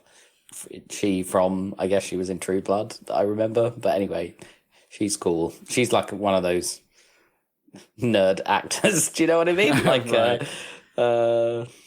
who's that red-headed one that was in everything? Anyway, so it's cool that she's got the part and everything. That is the interesting thing to me about it is how the combat style being different. But I thought Donkey would laugh because it's obviously woman with a sword again, and she ducked through. Even in the trailer, she ducked through like a little gap for a loading area, and it's like, triple A. Yeah. I mean, they did at least sort of show that when she ducks attacks and stuff, there's a bit, she's sort of magic phasing a bit. Like there's a sort of phase effect around her, so she's not like just magically she is magically dodging through things, but not that, like, it's at least visually explained in some way. That's kind of cool. Yeah, I'm not really familiar with the character to know the extent of her magic, but that's kind of fine being left unknown to me, I suppose. I don't need that explaining, just yeah. And I think it looks like this Afterlife of the Gods is going to mash up mythologies way more. Yeah, because they've done that before. Obviously, they had Greek and then the Norse combined. Yeah, but now it seems like I saw all in. I saw that like Firehead guy was basically like being described as that, like that. Oh, that's Mongolian. And it's like, oh, that's cool. That's a cool idea. That's an interesting direction. I mean, I guess it's the obvious direction. Like for God of War, is like we did Greek, we did Viking. Norse, now what? Now what do we do? Oriental, I guess. Yeah, but you don't want it to just be that. You do want the mashup. Yeah, it would make so much sense given the context. It'll only be cool if they do the Christian one, basically. If they commit to do that and really and have like Satan or something. Yeah, and like regular God from Christianity. Oh God. No, I don't. But they won't. No one's ever going to commit to do that because they're too worried about offending their specific audience, and they don't care about all these other religions. That would be cool. You don't even need to do God. You just need to bring in like Angel Gabriel and Satan, or just have Jesus show up as like a side character for a minute. I mean, mythologies are a little different from religions to some extent, but sort of. Or hell, the other one that they clearly will never actually do is, any of the Islamic stuff. Right, yeah. Right, but that's the thing about, like, they've got the advantage, I mean, that they're, like, monotheists, so there's less gods to go around. Sure, but then you can make them the big one, the big, more powerful ones. All the shitty Greek gods, of course you can just kill them easily. They're too much divided in their powers. Oh, man, and they're already Christian dead, so they'll turn up God there. And the Islamic god. They're all the same god. Well, yeah, right? technically. So, you just have to make him the. But that'd be really funny if you walked in on a bar and they're all there. Yeah, it's just a bar and they're all there. Just like, right, mate. That's what you actually want, but no one's ever going to commit to do that. Fine. You have to stick to ancient religions that aren't around much any longer. Did God of War go the Roman side of things, let alone the grid side? Well, they're the Greek same side? as the Greek ones, I don't think they just have different referenced names, it, did they? Okay. They went with it was the Greek pantheon. But Kratos isn't a real god, he's made up, right? But he's the son of Ares, I think, who is the god of war, yes. right?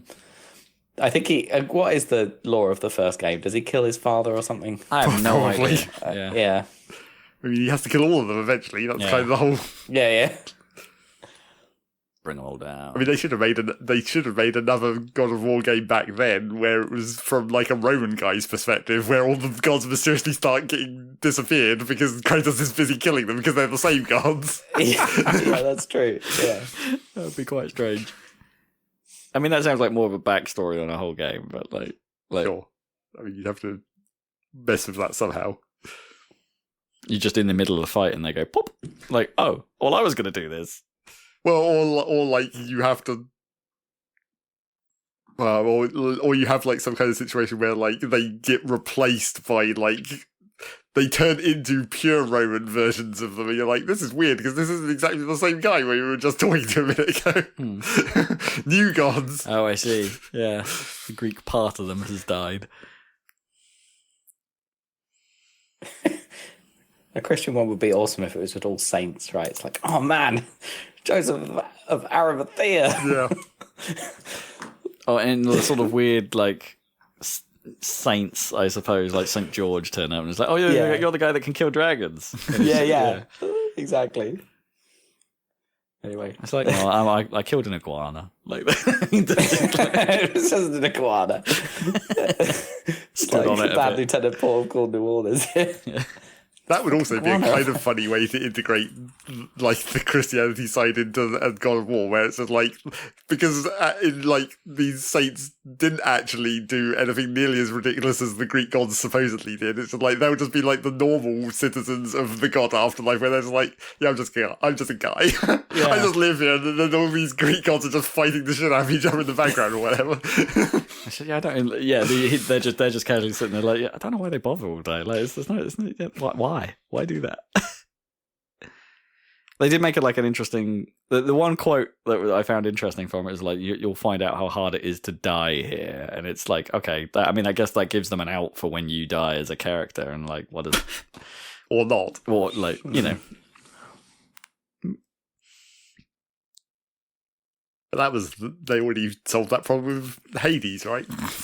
Where you're already in hell, but then you still somehow die, so you don't really, you just sort of time travel, kind of. Or you respawn. Anyway, God of War Laufey. I don't think they mentioned release dates at all, but I don't not this year for sure.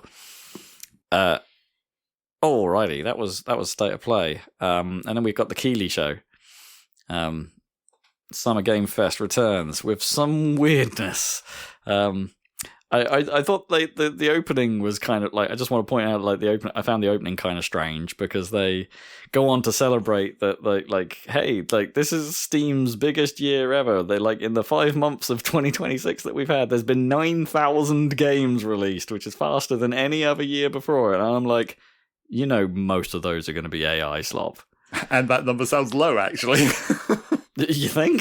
Yeah, if we're considering the ridiculous amount of AI crap and all the other shit games that are generally on Steam. I guess, but it's like you can see the trend like over the last 5 years, and it is a dramatic uptick. Sure. And it's like I don't think you're reading that stat right, Jeff. That's I don't know that that's what you think it is. I don't think it's the industry expanding. Really, you wouldn't want to do it, but that's if you wanted to make that stat better, it would have to be like games over £50. Right, but you can't say that. That would people be so pissed about that stat.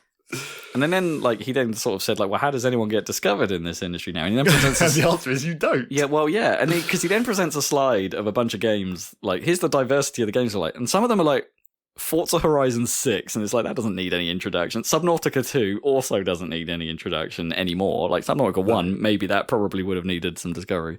But then he specifically calls out Mugenics, and it's like, okay, I guess if you're coming at it from a normie point of view, like, there isn't necessarily much to go on. But it's got hype because it's the Binding of Isaac guy, you know, ex-Team Meat guy. Like, he's got lineage. Like, it's a lot easier when you've got a backing already. So I didn't really get his point there. Although shout out for co-presenter Lucy James, who is like actually trying to help solve the problem by she's got her own like by not being Jeff Keighley. By not being Jeff Keighley, yeah, she's got her own newsletter, as she called it, called Looking for Game. Which tries to highlight lesser known things and stuff like that. Like, she's trying to, it's her own curation of the undiscovered, the hidden gems, I suppose, of the industry. So good on her for trying. Let's talk about games.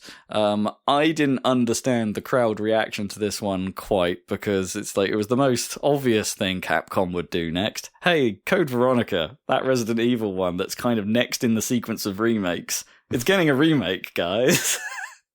Kidding. Maybe people thought they'd skip over it because it wasn't mainline. But the reason I kind of say, like, I'm surprised by the reaction, because there was one guy who audibly was just like, oh my god! Well, there's always one guy. There's always one. Like, the woo lady. Yeah, kind of. But it was just like that, the specific, like, audible oh my godness of it. It's like, really? Are you actually surprised, or are you just trying to get picked up on the mics? Like, it's, you're embarrassing yourself. That game will be fine. I have no penchant for Resident Evil, but yeah, that game will be fine. That is out next year. There's a new Cuphead in development. I suppose it's been a while, right, since Cuphead 1 came out, but they're doing Cuphead 2. Well, they didn't call it Cuphead 2, they just said there's a new fully hand-animated Cuphead game in production. So I guess we don't know what that actually will be, but that means they're going to the same lengths, I suppose, that they did for the first game, which is exciting. But there's also like another game that they're making, which is like an 8-bit kind of Cuphead experience called Mighty Cuphead Adventure. And on the picture, like they showed afterwards, like at the end of the trailer, like it's it running on a Master System, and I'm like, is that for real? Have they like actually developed this game for the Master System, or is it just they just used that for a joke? Probably the latter, but I kind of thought that was cute. Like, of all the things to pick, a Master System? Not a NES? That's fun.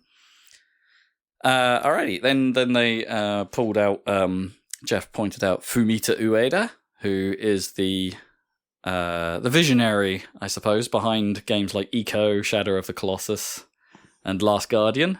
We saw we were introduced to his new project a few years ago called Project Robot.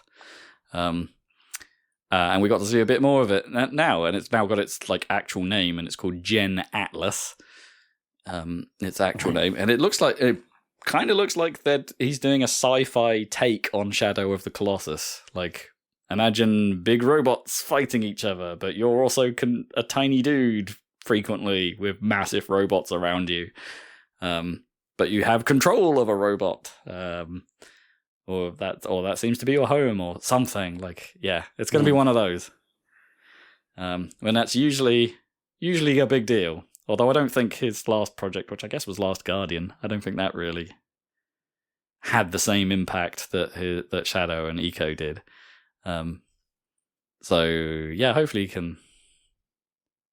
This feels like one to watch just because of that alone, right? Like he's kind of he's had some seriously important games in his career. So even if that you're not into it, it's probably important in some way.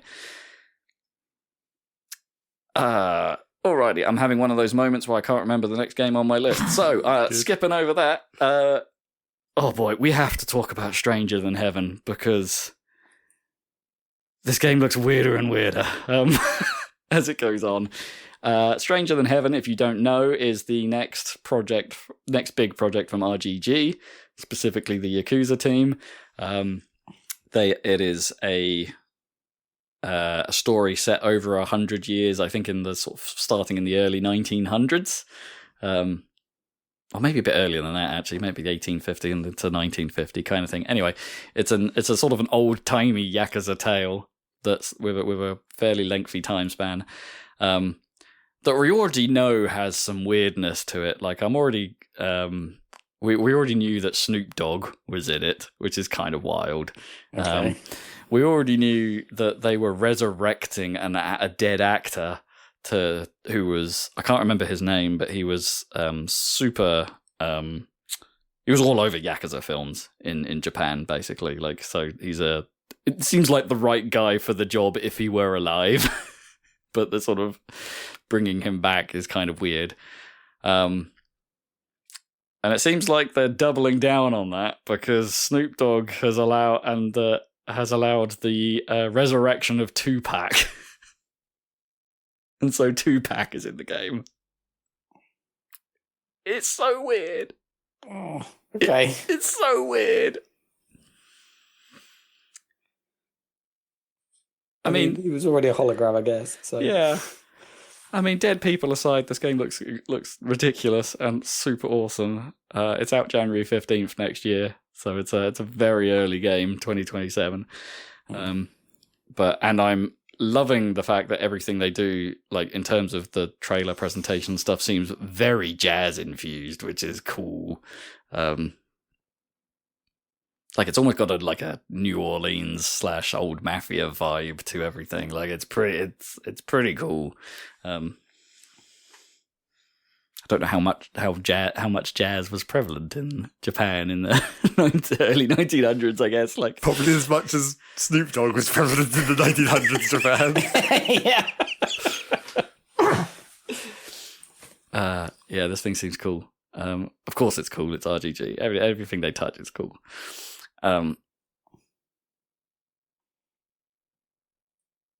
Anyway, that's happening. Then there was another announcement that it's like, hey, Platinum Games are back. They've been working on something, and I'm like, I'm not entirely. I don't. It feels like it's been a while. Like I don't know if they've actually released anything since Bayonetta 3, right? Which was a while ago now. Yeah. And I'm like, ooh, this is exciting. And then I sort of realized it's like, oh, they're returning to Teenage Mutant Ninja Turtles, which I don't think was one of their strongest games. They have done a TMNT in the past, and they're returning to that IP for some reason, making something called Last Ronin. I don't know how I feel about that. It's like, I guess it's Platinum, so yay, but also, yeah, they've been known to not knock it out of the park with their third-party stuff, shall we say, like with IPs that aren't their own, or... Yeah, interesting. All right, Zach, I need to know how you feel about this next one. They announced Guild Wars 3. I mean, it seemed like it'd been coming. Like, there'd been not exactly rumours, but like theories going around that it was on its way at this point. I mean, I don't know if the fact that they did that re-release of Guild Wars 1 was like the thing that people started thinking that like maybe this was tiding them over to a new thing. But yeah, what was the re-release? Was it literally that? Like was it a modernization in any way? I'm not entirely sure, but like I think it might have had some work done to it, but not like, you know, it wasn't like a full remake at least. Was it like a control simplification? Was it available on console? I guess those are the... I don't know how that actually came out. I only remember I think it was on Steam, but right. But yeah, I don't know how that changed with like server structure or whatever, or like if they maybe backported the more Guild Wars 2 style controls or whatever. I don't actually know how that turned out, but yeah, that didn't seem like a you know, project that should have taken up very much work, essentially, is what I'm saying. Not, yeah. But yeah, the people seem to be thinking that it was about time for Guild Wars 3, and it has been a long time, but It's been a really long time since Guild Wars 2 came out. I think we were... Well, sure, but it's not like they've stopped making Guild Wars 2 in the meantime. There's been constant expansions and shit. I think we were playing it, or I was at least playing it in earnest when we first started this podcast, like 16 years ago. No, not that long ago. Because we did... Do you not think? Like, I thought it was about we did an episode of this podcast where I was literally playing the launch of Guild Wars 2 while recording, and that definitely wasn't like an early podcast. Oh, okay. I think that was probably at least 100 podcasts in. Maybe, yeah, but still, that's a pretty long time ago at this point. That's still like 14 years. Well, not 14, it'd still be like 12 years ago. But yeah. They didn't stop making Guild Wars 2 in the meantime. In fact, I don't think it was even that long ago that the last expansion to Guild Wars 2 came out. No, I think that was relatively recent, right? Yeah. Because I fell off pretty...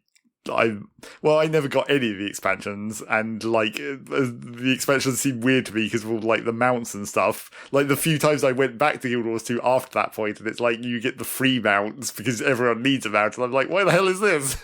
I don't even understand these systems. So I think, ignoring a weird sort of outlier in 2019, we were talking about it in 2015. So according to the happysalad.net game listings. But at least 11 years since we've been playing it to a notable degree. Obviously, the real question, which is not explained at all by this trailer, is like, where is this going to go in the Guild Wars universe? Right, yeah, because there's nothing in the trailer that looks Guild Warsy to me. Well, not specifically Guild Warsy. Yeah. Just that sort of generic, brightly coloured fantasy world. Yeah. I mean, I didn't notice any, of the races that you might expect. No, I didn't notice the Assyrians. I didn't notice the Char. But yeah, that's the sort of question of Guild Wars, because Guild Wars 2 is like literally a direct sequel to Guild Wars 1. Yeah. In the same world. Bits of the same map. Most of the same world, I guess. Yeah, and bits of the same map. But then again, from what I remember about the Guild Wars 2 story, even though I never got fully to the end of it and obviously hadn't seen any of the expansion stuff, it didn't seem like the Guild Wars 2 story was necessarily that tied to the concepts of the Guild Wars 1 story. It seemed like the Guild Wars 1 story kind of like tied everything up, and it was just like, this is a completely new problem, not really related, it just happens to be happening in the same world. I mean, there was a whole bunch of time had put, right? Like, it's set a long way after. Well, not that long. So like, isn't it? A couple of 100 years or something. Oh, that's a reasonable amount of time.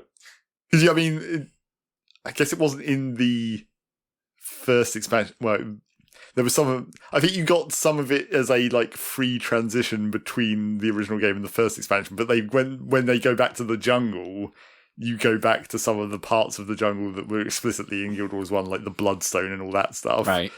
And it's like, okay, so there's still some direct ties, and although you couldn't find many fetid carapaces. I'm sure you could, in that expansion at least. But yeah, I don't know if there's still going to be... Because the other thing they can do, obviously, is even though everyone thought they were going to do this more than they did with the Guild Wars 2 expansion, is just go to the other parts of the world that they didn't cover as much in Guild Wars 2. Right. Like the Cantha and I forget what the fucking other one's called. Nightfall area.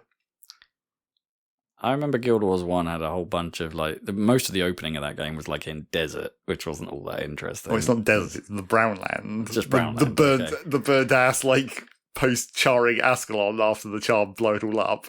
Wasn't that 2? No, that was the start of 1. And then I'm struggling with it. You start in Ascalon you have the prologue in nice Ascalon where everything's all green and shit, and then it gets burned down by the char, and then you spend a long ass time in burnt Ascalon, and then you go over the snowy mountain into the jungle, and then it transitions into all that. Yeah, I remember being quite like bored of the brown. Yes, it did spend quite a long time in the brown. But yeah, Guild Wars 2's opening is like obviously race specific because you start in the different races' starting zones, although they're mostly all green. Sure, yeah, they're quite verdant. But yeah, I don't know if they'll go. It would be well, I guess I don't know how much they went into this in the Guild Wars 2 expansions, but it would be obvious to go back to one of the other civilizations if they're not going to set it in the exact same area. You could go to Cantha, the Chinese equivalent, and see how they've fixed all their shit, the Jade Sea and all that stuff. Nightfall probably doesn't stand out as much because that was deserts. There was a lot of deserts in Nightfall. Right. But yeah, I don't know. It's just going to be well, I mean, and the other obvious thing about it is they're saying, like, redefining MMOs or whatever, and it's like, what you mean more so than Guild Wars 2 already did, because that was kind of its thing at the time. Like, it wasn't like a regular MMO. Yeah, I was going to come to that, because, like, Guild Wars 2 kind of did mix up what was becoming an established MMO formula a little bit. It was more like it was beyond the end of that. It was like, even Guild Wars 2 came out kind of past the end of MMOs, and like World of Warcraft was still hanging around, but like no one really cared about them any longer in the same way. If you look back on it, it's still pretty similar, I guess, in terms of how it plays, like in some ways, but at the time it didn't really feel it. It felt a bit different, you know, the not massive skill bar, that was kind of the thing. Yeah, the sort of emergent, they weren't really emergent, but like the more in-world events just sort of happening, and you just kind of walk up to them and get involved. Oh, yes. You know, that kind of stuff was kind of unique and obviously interesting at the time. For me, it was an MMO that you could do single player, because even when you're in a big group event, it was just like it just pulled in whoever was nearby, and it's just you didn't need to worry so much about like team composition or all that kind of stuff. It's just like, just do your thing, and if you happen to be doing a thing that benefits other people standing near you, then that's fine. Which I guess is both a strength and a weakness, right? Because it makes it kind of generic in a way, whereas like there's no specific roles. Like every class is essentially as capable. It's why when Guild Wars 2 first came out, everyone was like, "What? Everyone has a heal skill, not just monks." Yeah, which is how I played Guild Wars 1. I was the healer. Yes. But yeah, that does kind of make the classes all a bit more generic, but then that was, I mean, maybe that was where they kind of went in the expansions of Guild Wars 2 with the later classes they introduced. They did try and make those a bit more, you know, specifically designed to have weird mechanics. But even then, it's still only weird mechanics within the context of that one character. It's not really going to still make a group dynamic in the way that old MMOs had. It's tricky, isn't it? Because I still don't necessarily see myself being wanting to, being active enough to really get my teeth into one of these games now. But also, like, even if I was, like, we didn't really form a particularly big party, did we, that we could rely on to be in the game and go and do these like that's why challenges. I never finished the story of Guild Wars 2, because you needed the party in the dungeon, because it was one of the last bit of the story was in one of the dungeons, which were typically an 8-person party. So the solo stuff ended being okay, but like maybe it did need, like, maybe when you like, because Guild Wars 1 kind of had like the missions were segregated off, right? And so outside of the missions in Guild Wars 1, you could form an ad hoc party and be like, let's all go do this thing. Maybe 2 needs some of that, or maybe they need to return to some of that to try and get some kind of like dynamic going for the missions. But I think Guild Wars 2... the classing, I mean. Sorry. Guild Wars 2 kind of suffered because it didn't have enough like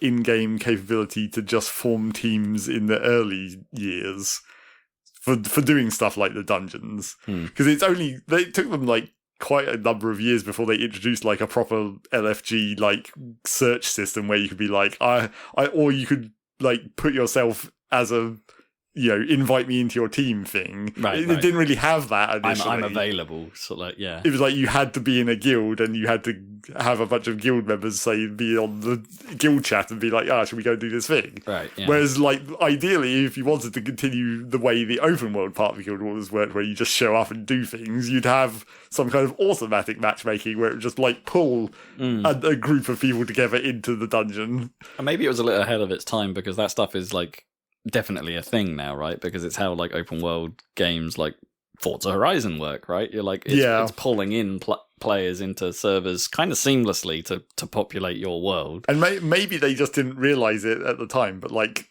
that wouldn't work in like World of Warcraft where there are all these specific roles, but it would have worked in Guild Wars 2 where everyone is more independent. Right. Like maybe they just didn't realise that they kind of had actually solved that problem before they knew it. Maybe, yeah. I think they perhaps like were ahead of where the tech needed to be. Well, because it was a while before that stuff was being done in games on a regular basis. Yeah. So I guess my question now is, it's like, okay, have they wanted to make a Guild Wars 3 because they feel like they have the like Half-Life moment where it's like, no, we can do something meaningfully new now.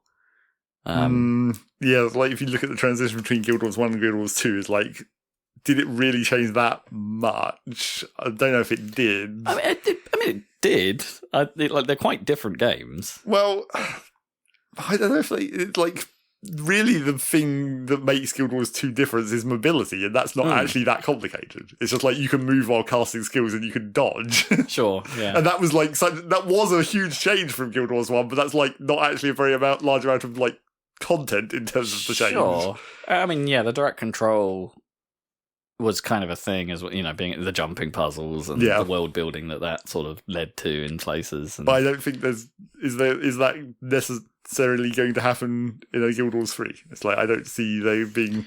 No, I mean, I want to know what they think is revolutionary and something like that. Like, you know, what is this evolution of the MMO? Like, because to talk like that, it feels like you've got to have something that is kind of wild. Or, I mean, maybe they don't and it's just marketing, but I want them to have something kind of wild. Like, here's an MMO, but you've not played it like this before. I don't want it to look like WoW. I don't want it to look like Final Fantasy XIV. I don't really want it to, apart from thematically, look like the previous or play like the previous Guild Wars games. I am up for something different.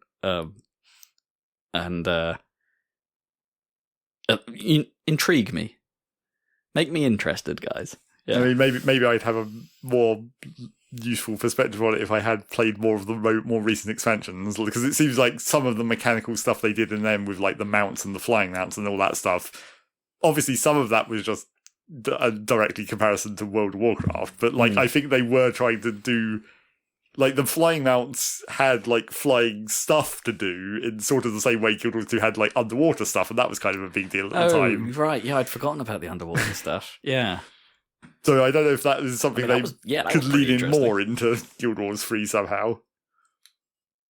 But again, it doesn't seem like it doesn't seem like revolutionary enough to be that much of a call out. It would just be like a better version of those ideas. And maybe all that stuff just with modernized movement. Yeah. And maybe goes a long way. Goes further than I'm thinking. Maybe some kind of like more advanced server structure or something. Yeah, I bet they'll. I mean, like we were saying a second ago, like maybe the idea of it just ad hoc pulling people in. Yeah. To give that sensation, you know, you're not specifically on a server. You're not in an instance.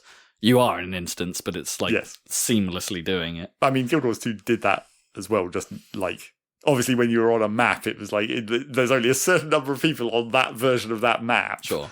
I mean, it was instancing. Yes, it was instancing, but it tried to hide it more. Like, if it was more like a modern game, you'd just, like Forza, essentially, where it's just like, once you get a certain distance away from people, it's just like unloading them and putting new people in or whatever. Yeah. But does that matter, really? Is having it be dynamic that different from just having an instance version of the map, apart from in the later game of Guild Wars 2, late stage of Guild Wars 2, where you'd occasionally get the pop-up where it's like, this map is mostly empty, move into a more full map. Oh, yeah. Yeah, I mean, that could be done more seamlessly, presumably. Yes. The only problem is like, I guess it's harder to manage world state and stuff like that, right? Because if one guy killed the thing, then you perhaps don't want everyone else to be able to see that thing because that guy killed it. That is why there's always a limit on how big you want instance maps, because if you had 100 people instead of 20 people all fighting in the same place, everything would be dead, and then no one would get the kills they need to progress their quests or whatever. Sure. And that was even still a problem in Guild Wars 2 occasionally, when you were doing the open world event stuff. So it's like, the kill quests were often not the easiest way to complete those. It was easier to do like the carry the things around part of the quest because everything that you could kill was instantly being killed by someone else. Yeah, it was already gone. Anyway, Guild Wars 3, I guess. Yeah, real interesting. We'll see when they actually release something that's more like a useful bit of gameplay. I mean, in a weird way, like the interesting part of that announcement was actually the fact that they said PlayStation. Like, so there's a consoleization to this happening. Yeah, I guess that could be interesting to see how they handle that. Because it's not like Guild Wars 2 didn't have a shit ton of menus. Sure. Yeah. So yeah, intriguing for sure. Yeah, moving on. RGG got another game on show. And I'm a little bit confused by this one because, well, okay, it's RGG, so of course it looks rad, but it was Virtua Fighter Crossroads. And I don't know if, like, even though they highlighted the VI at the start of the logo, right, to suggest this was Virtua Fighter 6, it's like I'm still not 100% sure that that's what it is because they were showing this. Like, this looked like a story mode, but with like beat 'em up, and I don't mean one-on-one fighter beat 'em up, but like some like actual brawling looking stages in it as well. Like, is this a story mode that's part of the next Virtua Fighter 6? Is Virtua Fighter 6 just called Crossroads and this is a mode in it? Because if it is just a mode in it, they're going hard on the narrative. Something that, like, RGG are obviously good at doing, thanks to the Yakuza series. It kind of worked on me, you know what I mean? It looked good. It looked real good. Like, I don't know, Street Fighter 6's, like, story mode was interesting to me, but not enough to drag me into paying for a one-on-one fighter, you know, games I'm historically not that good at. I find them interesting, I'm just not good at them. But this felt like a stronger story mode. Easily stronger story mode than what Street Fighter was presenting. And yeah. Very interesting indeed. Keep going, RGG. You know the sauce that works on me. Next up, one of the, I guess, creators / directors, or someone that was heavily involved with, his name was Desolé, guys involved in Assassin's Creed, right, is off doing his own project called 1666 Amsterdam, which on first glance seems to look like, I don't know, you're some almost nun type person who's been biding her time, waiting for these evil guys to basically out-evil themselves, and then it's like, nope, this is my time to step in and rectify the situation. But then the weird part of the trailer is not necessarily that stuff all seems like, you know, so far so good kind of thing, but like the trailer is constantly cutting to shots of, like, okay, maybe you can hover over water. Then it will cut. There'll be a brief cut of a shot that looks like, hang on, that looks like a modern day hotel with neon signs. Like, what's going on? That's not 1666. What is going on here? And Keighley himself even said there is some time jumping madness going on in this thing, and it's like, what is this? Kind of interesting. We don't know enough yet, but yeah, definitely looks interesting. And anything with Assassin's Creed heritage that probably can pull off the time trick better than Assassin's Creed ended up doing. Yeah, might be worth a look. And then carrying on what I think is a growing trend, I think, the Oriental character action game. We got to look at something called Sword of Legends, which showed a boss fight. And by, like, I say, like, Oriental character action, this one was specifically Chinese, which, like, I guess we've seen a lot of, like, Japanese stuff, and perhaps outside of Black Myth Wukong, maybe Chinese tradition isn't something we've seen a massive amount of. But Black Myth Wukong has made all the money in the world in China, right? Exactly, yeah. It's an absolutely huge game. It's always the monkey. Right. Again. Yeah, it's always Journey to the West, right? Yeah, it's always Journey to the West. I mean, this looked pretty good, gotta say. Like, you were fighting a sort of a carpet ghost thing in this thing, but it was just gameplay. So, yeah, it looked nice. But yeah, it's just, I don't know. I feel like it's not quite Dark Souls-y, so maybe this wasn't really a year for the Souls-like. So maybe that trend is ending and everything's like now sliding towards character action, but in a slightly more dynamic way than Souls-y style combat, but still very similar, I guess, in concept. Still quite closely related, but things are getting faster. Let's put it that way. Like the action is speeding up. Yeah, so that looked pretty cool. I'm only mentioning this next one because Milestone, hot off the heels of just making Screamer, are making another Hot Wheels game, Hot Wheels Infinite Rush, which is positioning itself as an open world racer. I believe it was Milestone that were behind like Hot Wheels Unleashed 1 and 2. So it's so they're carrying on their relationship with Hot Wheels here. Anyway, I didn't think too much about the trailer. It just looked like Hot Wheels cars driving around a city. Like, can't really glean much from it particularly. It'll probably be fine, but I don't know that it's not like standout like Screamer was, where you look at that trailer and go like, oh wow, what are they making here? That's kind of weird. Like this just looks like a driving game with Hot Wheels cars. Then we got best trailer song for me, which was a game called Sea of Remnants, which is coming out of NetEase. Look, I'm not quite sure what it is. Like, if it's coming out with NetEase, like, a little bit of me goes, oh god, this is going to be gacha in some way. Like, because NetEase are, like, mostly mobile games, I guess. Sure. I believe they helped Nintendo on that Mario Kart World Tour. I think that was them. I get confused. I get a bit lost. Anyway, NetEase, yeah, I believe NetEase and Nintendo had a relationship at one point. Yeah, I think that might. But like, it had a great song and a great style, like for what looks like potentially a pirate RPG. That's suddenly a very crowded market, unfortunately. Pirates, yeah. I haven't talked about it, but yeah, there's been a bunch of coverage about Assassin's Creed Black Flag resynced, which, you know, it looks pretty good, but then Black Flag was pretty good originally, right? Like, it's not a 1-to-1 remake, but it's pretty close to a 1-to-1 remake, if that makes sense. Mm.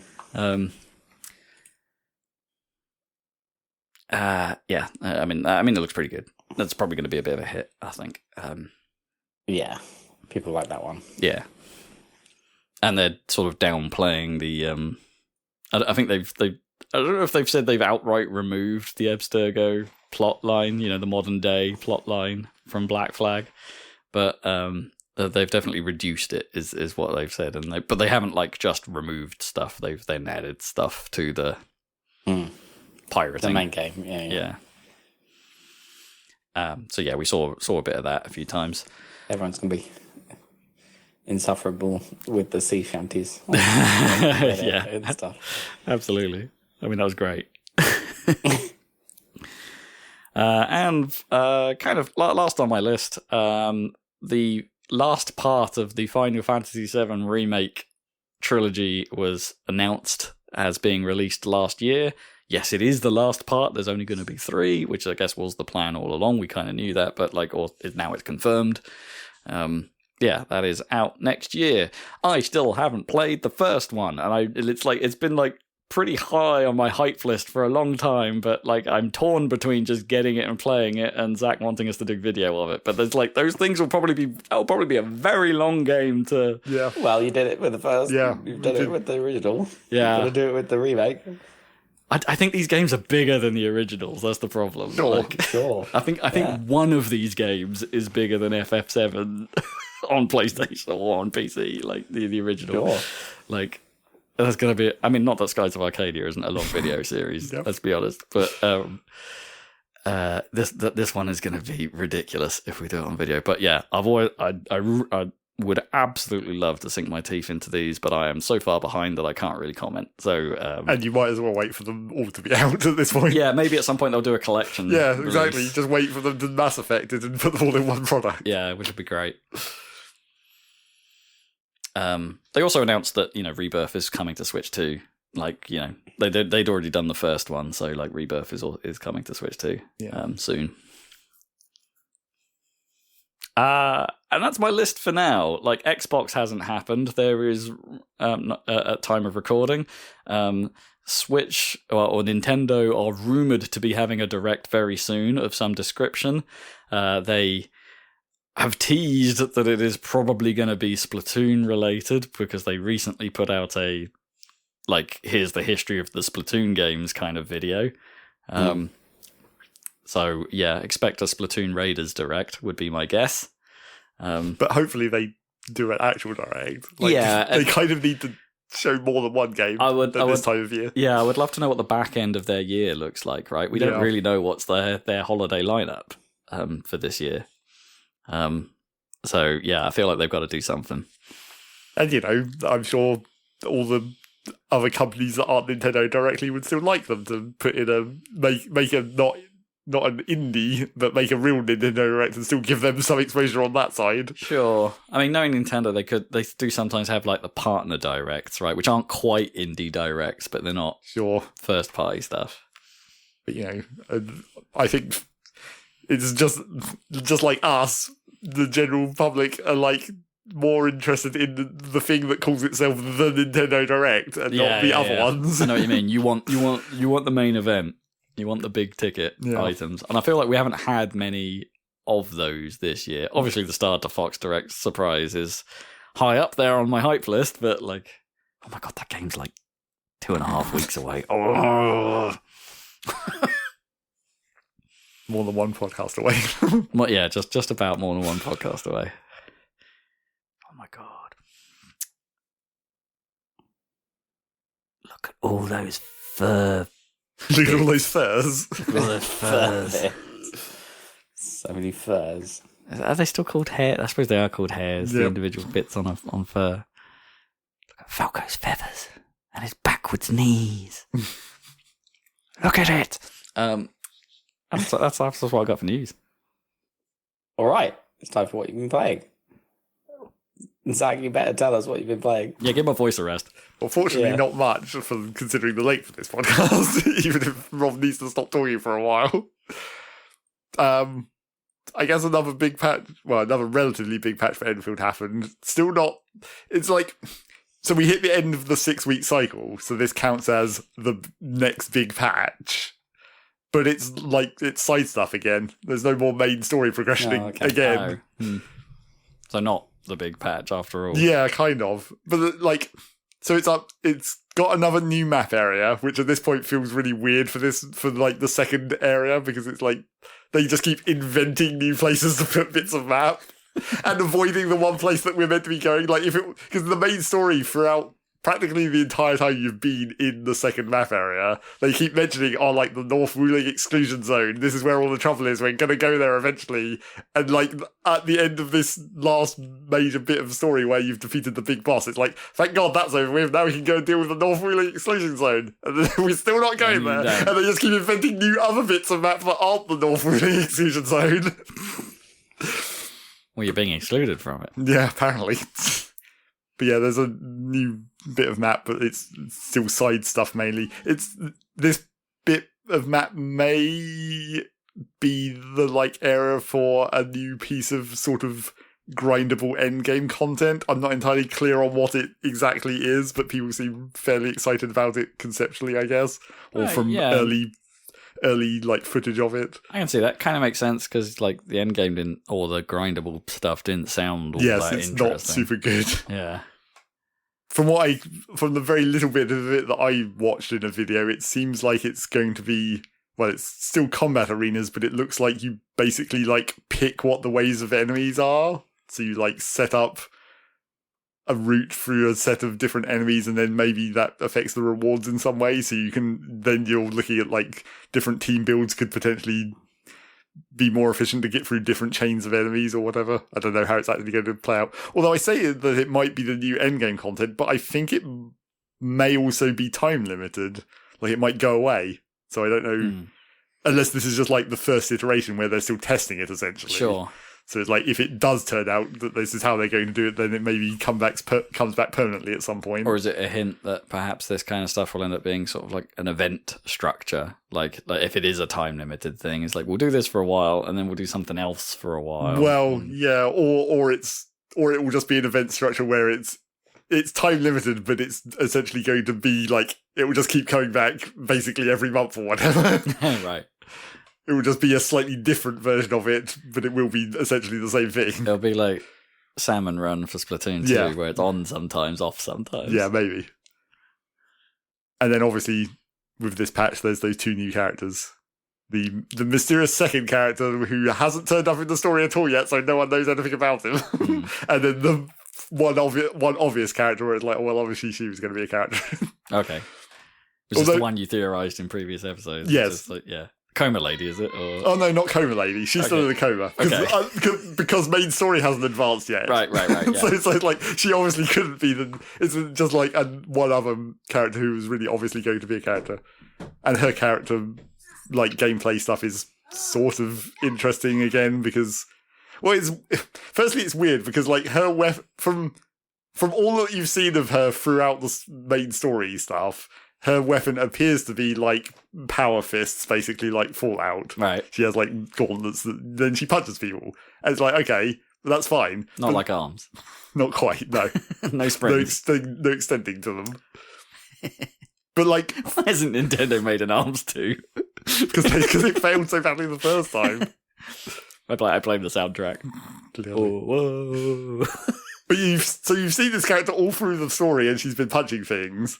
And then it's like, you know she's going to be a character, but, like, that's not a weapon type. Because, like, all the other characters fit into one of the 5 weapon types. Right. There's like, sword and greatsword and lance and gun and arts unit. And it's like, so I was thinking, well, they could theoretically make it work as an arts unit, because arts unit is sort of the generic magic, essentially. Oh, okay. So they could just make the fist, like, an arts unit, essentially. Magic punch. In terms of weaponry. But the only reason they fit into those archetypes is so that you can equip other weapons. So you need, whenever they make a new character, it's like they give them a character-specific weapon that you can also, do the gacha thing to get, that has, the perfectly matching stats for their playstyle or whatever. Okay, yeah. But then you want to have other alternates in case you don't get that, so you can have them equipped with something that still gives them decent bonuses, but maybe not as specifically matched bonuses. Right. And therefore you have to have these kind of weapons limits. So they weren't just going to introduce a new type of weapon, because then they'd essentially have to invent like at least 3 extra weapons of that type to even make it viable. That would be a lot of extra work. Well, maybe that's why it's taking a while. Maybe someone is working on it. Well, but no, what they actually did was they just made her a greatsword character. It's just that, like, she only uses the greatsword in her normal combo chain, but as soon as you do her combo skill or her active skill or her ultimate, then she just punches stuff and the sword just disappears. Okay. That feels decidedly lazy. Yeah, kind of. Except, like, it's kind of okay because weapons just disappear in that game anyway. Because, like, they have, like... Oh, okay. Well, like when you're... Yeah, they have, like, virtual holster or whatever where they look like they're putting it into a holster and then it just vanishes. They're like Jade Staff from Beyond Good and Evil. Just kind of... Yes, pretty much. Materializes. Or the weapons in Expedition 33, for that matter. They just sort of appear out of nowhere. Yep. So, yeah, it's kind of fine. It just... I've only played the, like, demo, combat room where you get to trial the character with her, and I didn't fully notice how obvious it is when the sword just disappears mid-combo. Like, as soon as you hit her combo move, or as soon as you hit the button to do her active skill, and then she's suddenly punching, it's like, where does the sword go? I hadn't noticed it happening, which is maybe okay. Oh, right. Does it not have an effect? Like, or... Well, they do... Just ping! They do when they are doing the holster animation, it, like, dissolves into triangles, but I didn't... Probably because there's so many other random effects happening at the time, I didn't notice it happening in combat. Because, a lot of other random particle effects are happening all the time when you're hitting things. I guess that wouldn't be that uncommon. Like, that's sort of in relatively fast-paced characterization games where something like that happens, it does just tend to be a ping! There it is. And once again, I mentioned this previously about the character animations, but, like, they put so much work into animations that are completely pointless and no one's ever going to see. because I mentioned before that when you're doing your standard combo chain, which is broken up into 4 or 5 hits usually, depending on the character, if you stop pushing the attack button on any one of those steps, each one of those 4 different steps has an individualized animation of resetting to idle. Yeah, you mentioned. But, like, for this character, they've gone even further where, like, they don't even go back to idle immediately. They do, like, an extra fancy animation. Like, in one of them, midway through her combo, the sword, like, gets stabbed into the ground, and then she does, like, a kick off it or whatever. But if you stop doing that attack, she then, like, poses and stands up against the sword for a minute before the sword goes away. Oh, that's pretty cool. And then in another one, if you pause it mid-combo, she's, like, got the greatsword balanced across her shoulders, holding it up with one arm.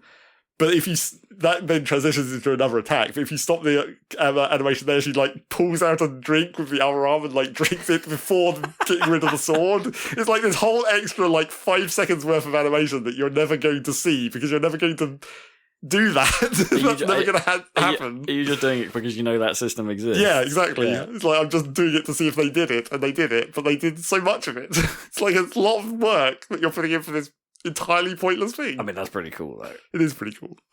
I guess, and maybe that's a symptom of, like, maybe the animation team actually don't have enough There's work. enough work. They're finding ways to spend their time. Yeah. Well, I have thought a couple of times when I've been playing with other, like, the older characters, because one of the things people worry about with these gacha games is not just, like, power creep in terms of, like, power creep, but, like, design creep where like older characters are just inherently less cool, right? Because they haven't got into the style or whatever they've learned, and they've got to sell existing players on what's coming next. Yeah. So when I've been playing with some of the older characters, some of them do have unique animation stuff, just maybe not as much. But there's definitely places that I feel like they could go back to. Because like one of the characters whose skills are sort of gravity manipulation, they're one of the characters that has a special dash animation.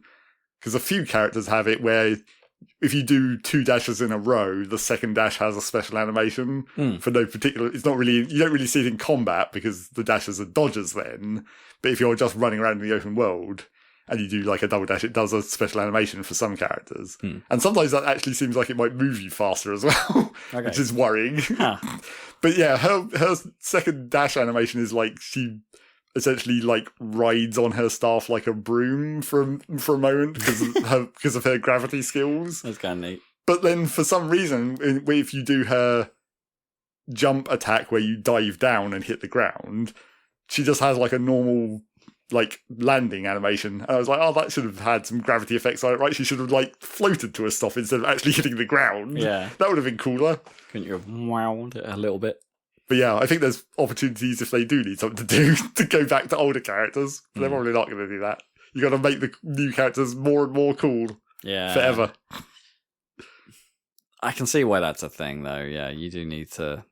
It's part of the economy of the game, I guess. It's like if you want people to spend money, you've got to make the next thing bigger and more desirable than what's come before to a degree. Yes, and that's why power creep is always the worry, because I have felt like the last couple of characters have been a bit power creepy, and that also leads back into the other problem I mentioned before, where it's like when those characters start to get power creepy, it feels like they don't have as much combo options for different teammates. Like there's really only one build for them that makes them work because their stuff works so specifically, but then that's what makes them powerful. Right, yeah. You could, even if you wanted to build another way, it would make them so much worse. Right, which maybe counteracts that to a degree, because maybe like they're cool to play around with, and then you go, all right, I've had my fill. Well, maybe that's intentional as well, though. Yeah, to make you want to buy new characters. Yeah, until you find one that you do want to stick with. Yeah. Like, yeah, what is the psychology of gacha? Like, is it to well, it's to obviously to make you spend, but like, and that is also another thing that maybe if the art team needs something to do to spend more time, another thing they definitely need to be doing, I think, at some point, is introducing some more low tier characters as roster fillers, because those characters are the ones that are the opportunity to make combos more, like the ones that have less specific triggers for like their combo skills, but do still give like an opportunity to chain. Right. they're obviously going to be inherently less cool, which is why they're like the 4-star characters that are generic. But you need those characters to be the ones to allow you to switch options to make combos. Yeah. So they're not are they not adding those? No. Like, because they're not the marquee characters. They've only been adding essentially more and more of the 6-star tier. There's never been another, yet there hasn't been another batch of 5 or 4 stars. And I feel like they probably need those. Yeah, maybe that makes sense. Like when they do big patches to like map updates, maybe that's when there should be like a new wave of them or something. Well, I did think that was what was going on when they did that, when they last patch, when they did that re-roll time where they brought back 2 of the previous characters and not a new character. I was like, oh, is this essentially the art team taking a break that they could then spend that time working on generic characters instead? But no sign of that yet. I mean, maybe that was, and we just won't see it for like another 2 patches or something as they get finished. Yeah, it could well be. But yeah, that's the continuation of it. We're going to be stuck in the second map for at least another 2 patches at this point. And I'm sure that's helpful for the like the level design teams as well, where they've got all these assets and all they have to do is like put them in different positions. They're not generating new assets as much. Sure. Yeah, I mean, I guess there's always an element of let it cook to make the next thing better. Yeah. Yeah. Because as soon as you make a new environment, it's like, here's a whole shit ton new geometry and textures you have to make from scratch. Sure. Yeah. Also, another thing about the secondary is that, like, up until the last patch, I think essentially all of that had been, if not, well, probably not completed, but at least worked on pre-launch. Like, basically, we've only just caught up to the point that the game sort of was in beta. As they've been finishing off those into a full release state. So from this point on, it's kind of actually new content. New, yeah. New. So we'll see. Anyway, and then the other thing I played, which would be the marginal crossover with Rob, is more Forza. Yeah. So, winter's happening. Yep. I'm going to probably swap up the video order of what goes up on the site a little bit, just to say, because timeliness, I guess I need to get this the Forza video we recorded up onto the site. Sure. So, yeah, expect that soon. Yeah, I'm not so... Winter has been annoying so far. Like, obviously it looks nice. Like, the snow... But it's like... The snow is everywhere, for one thing. It's not like it's just like... More in hills, like the snow line comes down. Which is sort of what I was expecting. Like, and maybe it would be damper more often than in the south. But no, the snow is just everywhere. And the adverse effect that's had on the handling is... very noticeable. I guess like a lot of the current festival playlist events, which I had a stab at when I realized I'd missed the targets for right. Like I wasn't like anywhere near getting the second target, but I thought I'd at least go for the first target on the last season one, and I just sort of forgot about it. And it's like, bugger. Well, maybe I'll go for some of that this time. Maybe I'll target some of it. Yeah, it puts you like... I think it's like retro sports car is the category for one of them, and most of all of the ones I had were rear-wheel drive cars, and it started in the hills, and they were next to impossible to drive. Well, it's because... And the AI, like my old problems have started to rear their head, I think. The AI does not seem affected in any way by the adverse conditions. Well, yeah, that's what I was... Those are the only notes I made about Forza this week for me, was as I got further into the game, it's like you're starting to see the problems with the AI that aren't like bad problems. They aren't problems of AI being bad. They're AI problems where the AI is just cheating. Too good. Either cheating or just too good at maintaining or of dealing with the conditions. Well, like they don't feel. I feel like if the conditions are bad, the AI should just make more mistakes because you're making more mistakes because it's harder, and you just don't see that, and it's. But I'm definitely of the opinion that there is definitely far too much AI cheating going on. Because I've always felt your car drifts more in bad conditions compared to what the AI does. The AI seems to hold the nice, perfect line, and you're like, how are you maintaining that speed? And I'm going way all over the place. That's where I've hit the actual problem, because the last event I tried, as I'm coming to the end of the game, I was getting the last few events where it's like the big ones, where it's just like tracks that go around the whole map or whatever. Oh, okay, you're getting the like Titan events. So I tried doing the one that is the highway loop, where it's all on the highway and you're in like hypercars or whatever. So it's all super fast. The fastest challenge, yeah. Not quite the fastest though, because it's only S2 and not R for some reason. Okay. But anyway, so I went into that. I set up a car that I happened to have to S2 and was like, okay, let's do this. And like, it's fucking impossible to beat at the difficulty level I'm at because the AI just has way more grip. Right. Like, you're driving along the highway at like 200 miles an hour and there's a slight curve, and then because you're seeing the racing line and it's like it's going yellow and into red, and it's like, okay, so I have to let off the gas a little bit to keep grip going around this corner. But then the AI don't, and they just blow straight past you, and then it's impossible to catch them up because they always move at the exact same speed as well. It is annoying. So yeah, I don't even know how I'm going to beat that at this point. Like, I tried it so many times, and I tried doing as much car setup and modifications as I could think of to make it work better, and it's just like, nope, I think I'm just going to have to turn the difficulty level down to even beat this. I did notice that even though the car classing system is a little bit, like, max your car out to a certain level within the thing. Like, I switched to my... In the video, I was in a Subaru and you were in the Lancer, and like you're generally blowing past me. In the Lancer, I switched to the Lancer and upgraded it to the top of the class. And after trying to modify my Subi to, become as fast as your Lancer in some places, and it's like, I couldn't pull it off. I switched to the Lancer, pulled it off immediately. Like, I think there is, like, car selection actually is deceptively as important as the class numbering. Like, the class numbering doesn't seem to be the be all and end all of the performance of the car. Like, but again, as we speculated, I mean, even within the context of the sub specs, right? That you can see, like, sure, yeah, but whatever those numbers mean, exactly. Yeah. But like, as we speculated in the video, that even still could be because of like pure physical differences. Like, the Lancer is just heavier. Sure. So it should. Is it? I thought the Subi and the Lancer are pretty comparable, but maybe. I think the Lancer is heavier, and also specifically to the video, in those Lancers that I have set up for rally, you just don't take weight reduction because it reduces your off-road abilities. Sure, yeah. So that probably also makes that just inherently heavier. But yeah, I don't know, like... Yeah, that's a grip thing, isn't it? Yes. Like, heavy actually works in loose terrain, yes, to an extent.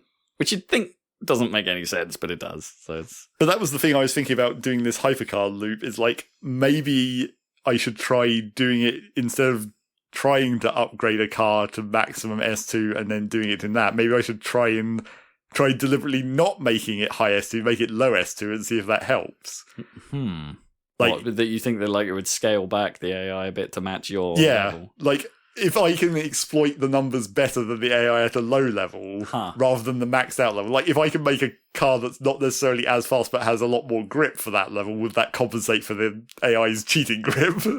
Or would they even get as much if it's not as fast? Because, like, does it scale in some way there? Right, interesting. But yeah, I don't know. I didn't try that yet. Because, the game suggested to me to move up to expert, which is difficulty low, because I normally play on highly skilled, and I have been so far. And I thought, it's like, oh, does it even suggest that anymore? Because I had been on a bit of a hot streak. And then there was like, no. The question is there. It's like, would you like to move up to expert? And I did, and regretted it immediately because it was just like, oh man, this is so much harder. And then because it was winter, started seeing the problems way more prevalently than I think I have done before. And I have run into the situation that I talked about in previous Horizon games now, where it's like, I feel like my car should turn into this turn more than it is. Like, model understeer, sure, fine. But I think when you're playing in car, I have a theory, right? That maybe it's not that I don't think the car is turning in as much as it should because of what am I looking at? Because the game is damping the effect too much. Right. Like, it could just be in some cases that it's a visual representation of understeer. So, like, the understeer is already happening at the time I think the car should have flicked in a bit more or rotated a bit more. But because the animation in car of the arms is probably at the point where understeer is happening, not necessarily as far as I'm pushing. Right, it like gives me the feedback that the game is doing something that I'm not trying to do. It's like the arms are following the direction of the car and not the direction of the wheels, essentially. Maybe, or that that because I've hit the understeer point, the game has thought, turning the wheel anymore isn't actually going to help you. Okay, it's damped that at the point of understeer. So but it just. Maybe that's what's happening. Maybe that's my my problem with that system. But there still are times where it's like, well, okay, I would expect a little flick before I ended up in perhaps understeer territory. Have you tried figuring out tuning for oversteer? Essentially, I mean, usually my approach to that is I probably need, if I've got the aero on, give myself some more front downforce, so it holds so the wheels hold terrain a bit more, and that reduces understeer. I guess I could brake bias it a bit to force a slide, but you don't want to slide either. No.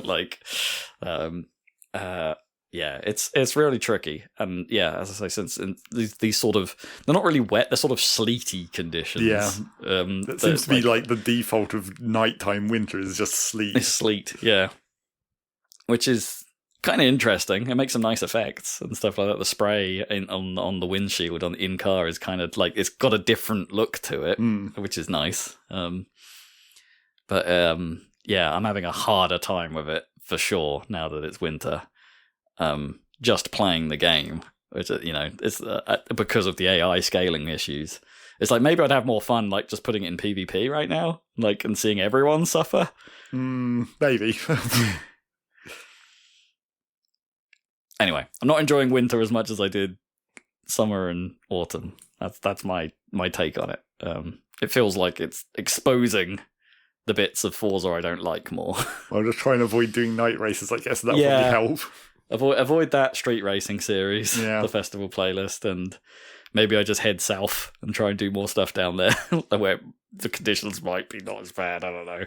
I think it's still all slow. Okay. Maybe it's time to do some Drift Club. I guess if you have left script, maybe that'll help. Yeah. I still haven't gone back to do I didn't get 3 stars on all of Drift Club, but I did finish it. Okay. But I haven't gone back to clear up the maximums on those. I noticed that actually the other day, that it's there's fewer of the story events, I think, in 6 compared to 5 in particular. There were loads in 5. But the what's the word I'm looking for? They haven't felt as difficult at times. Yeah, it's got all the retrying issues. I think we talked about that, right? Yeah. You still get all of the unskippable voiceover, which still sucks. Especially if you're waiting to see your result at the end of a run and you've got to sit through the voiceover before it shows you that and you can push the restart button. God damn, who thought that was a good idea? Yeah. I keep accidentally opening the guide and shit because I'm just pushing buttons trying to get it to skip. Sure. It's like, nope. yeah. It's like, come on, guys. I've kind of forgotten my point. There's not as much story. Yeah. There was some nice stuff, when I went back to Forza Horizon 4 recently. Yeah. There was a donut collaboration. Collaboration. Donut calibration. Calibrate your donuts. Calibrate those donuts. I need more sprinkles. Gotta get them lined up. The weight of this icing. I need more. There's a donut Donut Media and the Car channel on YouTube, who also collaborated with Dirt 5. Fun fact. Not that fun. Pretty obvious fact, I guess. But there was a moment in that storyline where it actually did briefly teach you a little bit about car tuning. Right, that's what it needs. Yeah, I think there needs to be a way more of that. There needs to be more to get you into how the real intricacies of Forza. And again, this has always been a problem in the series. They just don't educate you. I mean, they totally missed the opportunity to do that in this game with the Yuki's car shop series, where you go out and get a stock version of a car and drive it for a while, and you're like, okay, this is how this car works, and then you go back to his shop and he tunes it up into something completely different, and then you drive that around, and it's like, okay, it's completely different, but the game does not tell you how he did that. Yeah, I think that might have been in the Forza Horizon 4 DLC as well. I think they called them mod monsters or something like that, where you get a car, you take it to a guy, and he goes and mods the hell out of it, and then you go drive it. And like he's all through those missions, he's there like describing how it's going to change and what how to make this car different and better or cooler or whatever. But like it never at any point tells you like the actual changes that were made in the game context. Yeah, how did you do that? How did you make it into this? Can you teach me what you did? Yeah, it's just. It always feels like they're so on the cusp of more greatness, and then they just choose not to because, hey, we're making $1 million. We don't because they're making it common denominator stuff. It's like that's why. It's... But why not just put it in? Like you don't have. That's one of those games are so large, and they're so like you don't. Although the game encourages you to do everything, you don't have to. Like I haven't done anywhere near everything in any of those games because there's just so much. There's room. There's room. Like cut some of the other stuff maybe and just give us some. It's fine. Even if like maybe you do it every year, you have to have like an educational section or something. That's absolutely fine. Like a refresher course between games is probably okay. Yeah. Especially now that they've split it in, well, not now, since it is split in two, where it's just like the Horizon Fest stuff that progresses the actual unlocking of tracks, and then the Discover Japan stuff, which is kind of independent. And that's where the story stuff is, because it's independent, because it doesn't need to interfere with your progression in the main unlocks. So you could easily have put like the class. You could have even gone back to like full on driving school style in the older Colin McRae games and Driver and whatnot, where it's just like do these specific driving techniques. That's cool too. Yeah. Teach me how to actually drift properly in this game. Yes, exactly. Like I need that. I had no fucking idea. Every time I go to a drift zone and it gives me one star, I'm like, what the fuck am I meant to even do? Yeah, I did one the other day and it's just like I got 0 stars and I'm like, what the fuck? I was like sliding the whole time. What am I supposed to do here? I still haven't ever got around to making an actual real drift car. Well, I did technically make one, but it was like C-Class and I only did it for comedy value. Right. Because obviously in C-Class you don't really have the power to sustain a drift. Yeah, you just want the style. I modded my truck into a Coca-Cola truck, just saying. Okay. Yeah. I did eventually make a drag car. Well, kind of unintentionally. When I was coming towards the late game and I was looking for cars to upgrade for a specific event, it was another Sports Utility Heroes. But it was like, what's the best Sports Utility Hero I can make? Oh, I can do a motor swap on the Ioniq, right? Yeah. Which makes it like S2. Wait, on an Ioniq? Yep. So you can make it non-electric? No, you can make it more electric. It like makes it an S2 class and it fucking accelerates so insanely quickly. And I was like, oh wait, I can just make this a drag car, can't I? Put drag tyres on it and shit. I'm still bummed the I-Pace isn't in this one. that cuts. I mean, maybe it will turn up in a car pack or something. Maybe there'll be like an EV Heroes event or something, and you have to buy in. But because there's fewer EVs than I was expecting, actually, in this game. Because later on I was looking to see if I had enough of EV, because I was like, maybe it would work for some other thing I was doing. But it turns out the Ioniq was the only one I had. Yeah. But yeah, I turned that into a drag. That was enough to win the like versus CPU drag races. Even though it doesn't make any fucking sense. I mean, it makes some sense that an electric, an EV does have insane acceleration. Sure. But also they weigh like a fucking ton, so maybe it doesn't make sense for a drag car. Right. Well, it depends. Like, over a quarter mile, they're probably fine. Right? Yeah. But, yeah, I feel like they're perhaps like EVs as a race category sounds like perfectly fine, right? Because maybe I'm wrong on this, but like EVs generally like have a top speed issue compared to an acceleration problem, right? Like that's that's where they're acceleration heavy, top speed weak. Yeah, it's kind of surprising that they didn't just make a full like EV class essentially. Yeah. Feels like a missed opportunity, especially in the modern era. I guess perhaps they don't have enough of the brands on board. Like maybe they haven't been able to acquire Tesla or maybe they just haven't BYD. got round to making enough models yet because they're still using models from forever. Sure, yeah. I mean, that's the beauty of a series like this, right? It's like the models you've already made, you probably don't need to do a lot of work to actually touch them up, right? Interpolate the polygon count to round that tire a little more. Yep.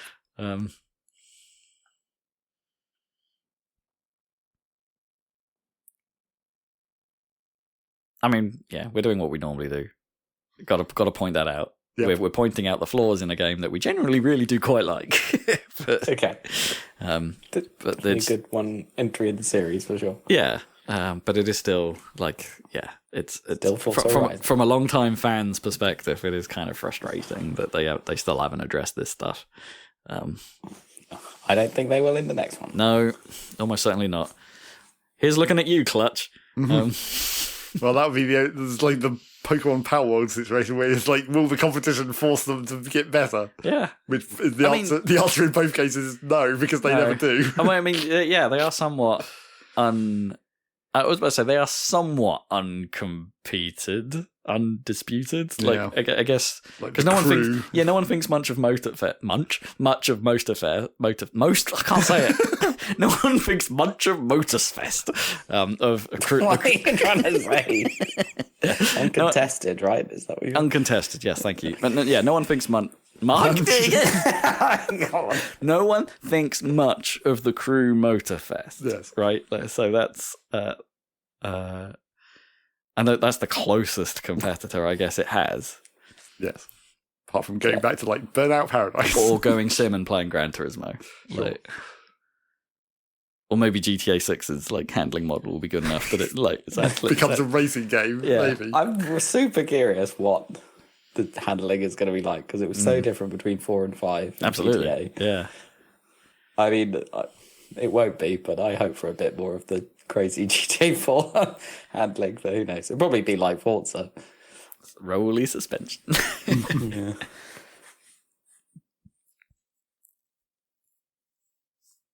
And then just to end, I guess, things I didn't play but have started patching. There was a big No Man's Sky patch that has an expedition attached to it, so that may be upcoming. And fair warn. And then Satisfactory 1.2 came out, so there's that as well. And also, apparently, Factorio's about to get another patch, even though you thought they were finished with that game. Never. Coming up next, another Stardew patch or something. Well, yeah, I was thinking, like, with Satisfactory and Factorio and No Man's Sky, it's like, that's all of them. That's, like, every game in my Steam library has now updated. Apart from, I guess, Stardew and Terraria. But they've had patches quite recently as well, even then. Just not in this big clump. Right, yeah.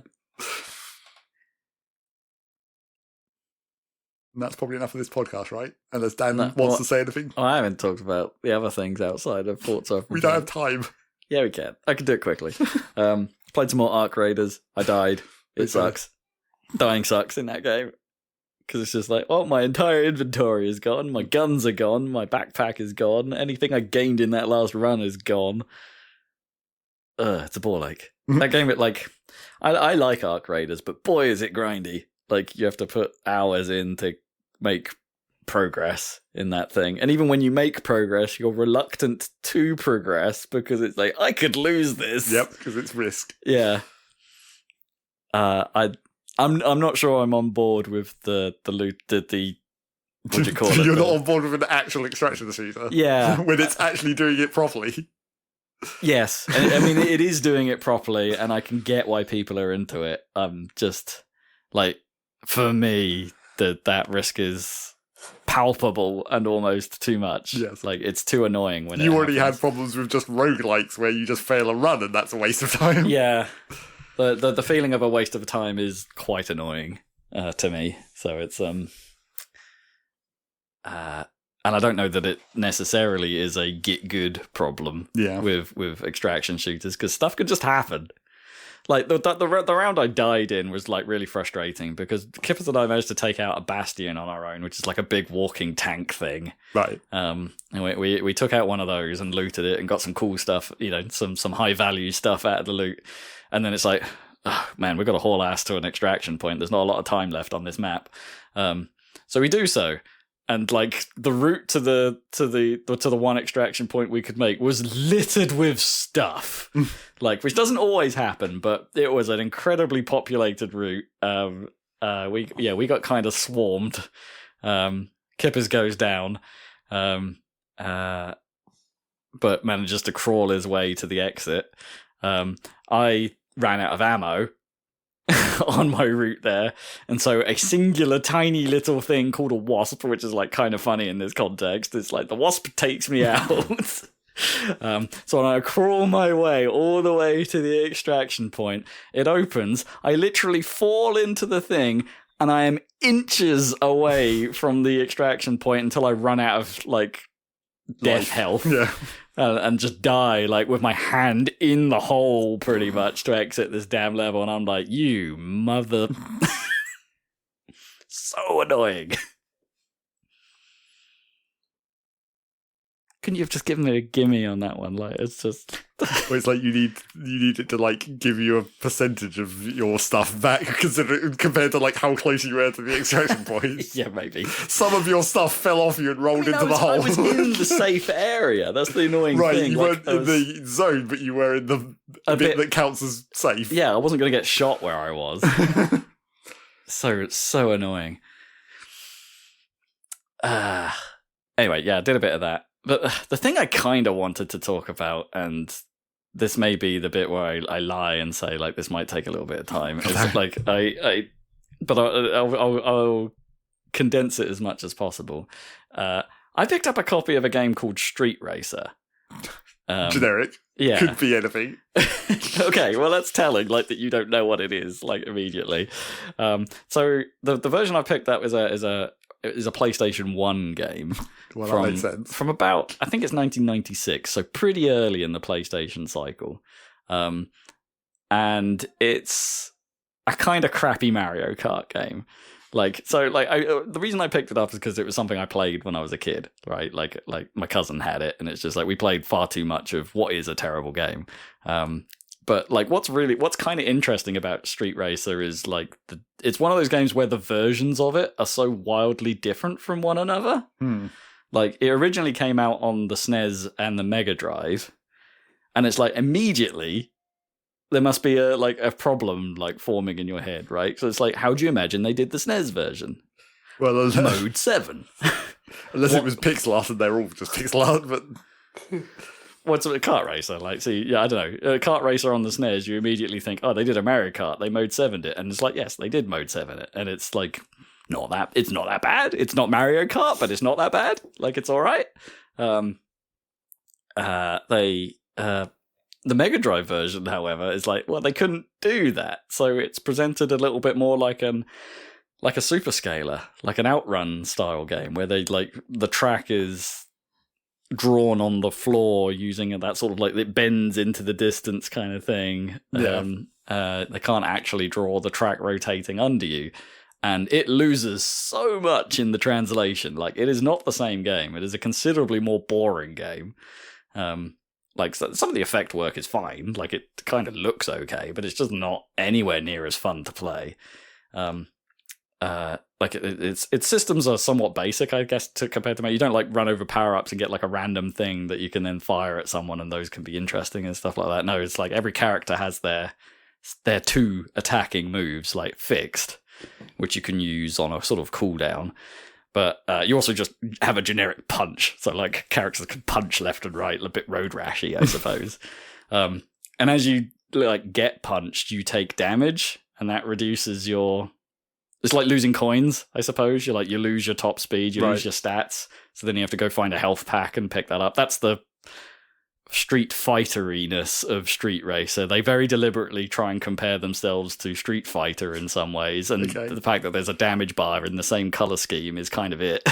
Like, there's punching. Do you have a mini game between levels where you punch a car but not a car? Yeah, no, unfortunately punch a human. Unfortunately not. But yeah, you do the race, and like it's like the tracks are tighter than Mario Kart. They're kind of faster. Like, the area in which you play is smaller, I suppose, on the SNES version particularly. And that, as I say, that just doesn't translate particularly well to the Mega Drive version. So that's kind of odd. But then even in the 32-bit realm, like, it's weird. So I'm primarily playing the PlayStation version, which is the version I'm used to, which is basically like the same tracks as the SNES version, so they're still all flat. But it's an actual polygon now. But yeah, the plane on which you play is a polygon, but they've raised, like, crudely, I should say, like, raised like little hills into the environment. But weirdly, the game feels faster. You feel bigger within the environment, and so it makes everything like really frantic within these tiny little courses. You just go all the time to try and wang yourself around them. It's a really strange feeling little game as a result. Like, obviously they improved the music and stuff like that, and the DOS version there's a DOS version of the game for one thing, and it's like, it seems to be pretty much identical to the PlayStation version. But there's a Saturn version of the game as well, which is weirder still.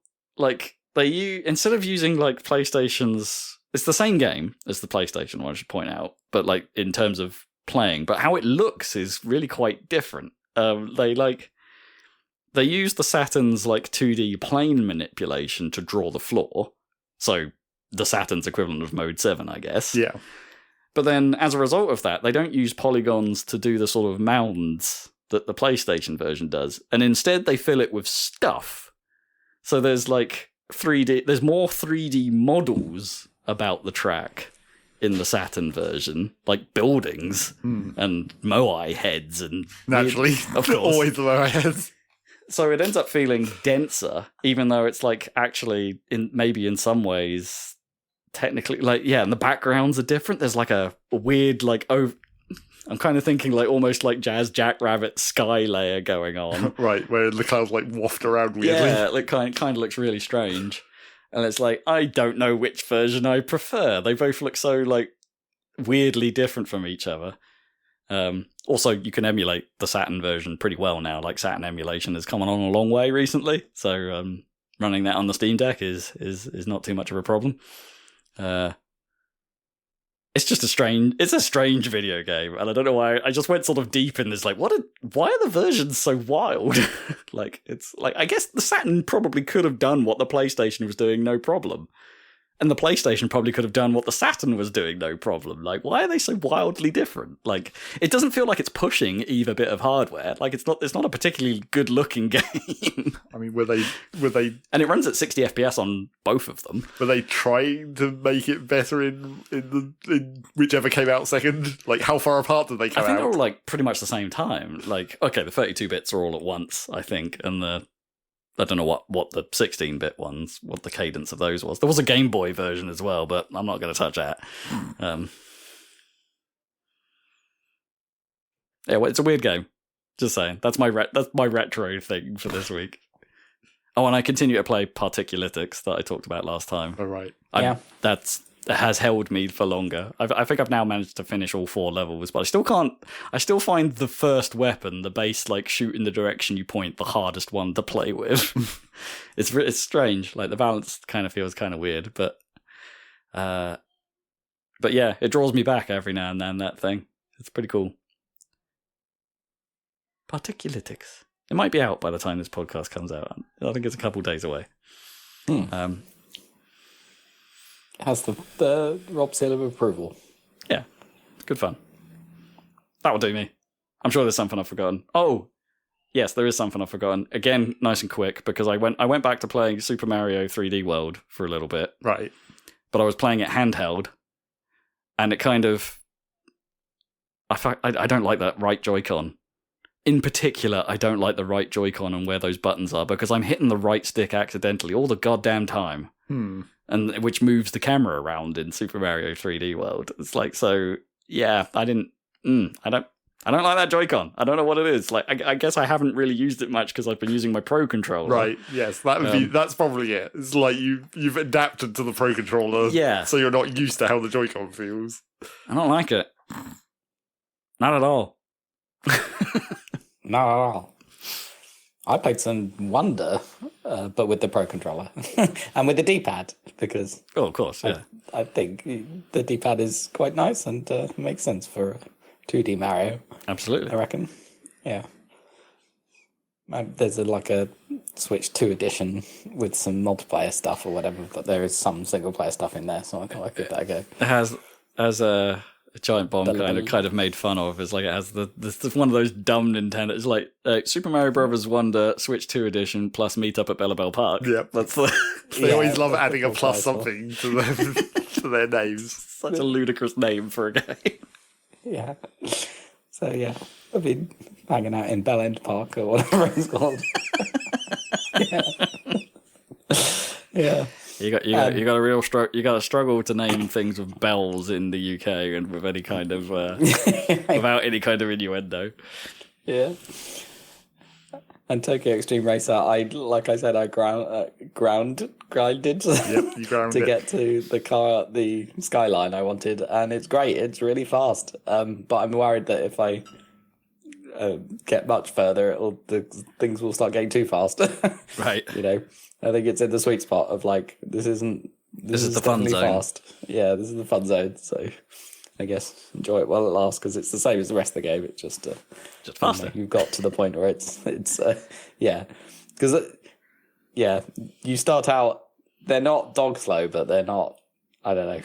It definitely gets a lot quicker. Cool. Yeah, I like that feeling though. Right. Yeah, it's good.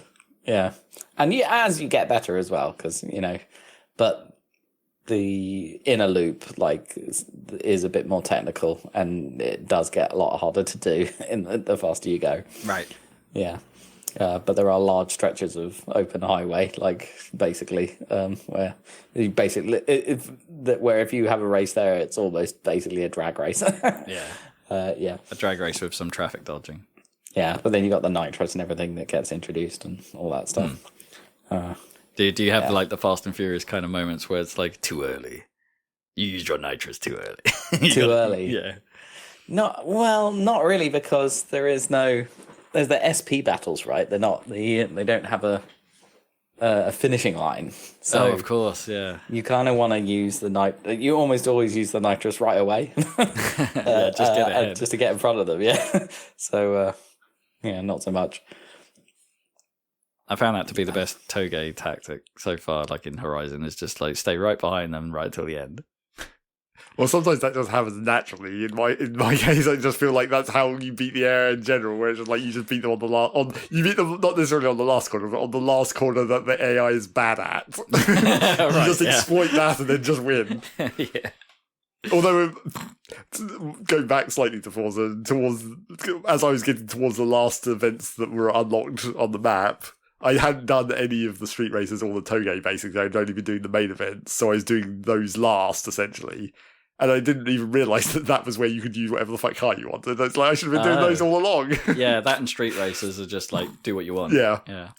But by the point I was doing the last couple of Toges, I was kind of getting frustrated with the AI being annoying. So I just they cut me off on the inside of a corner one too many times. So on the next corner, I just shoved them off the cliff and then just casually drove to the finish.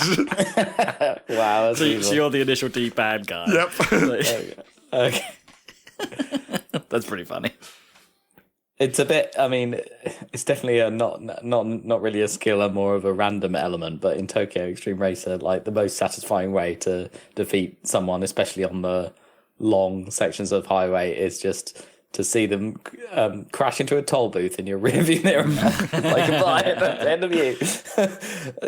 Obviously you can't rely on it, but it does happen. I mean, sometimes you're trying to do the same thing over and over, and you just have to get lucky, and then they run into something which they're generally quite good at not doing, but it can happen, and it's very funny.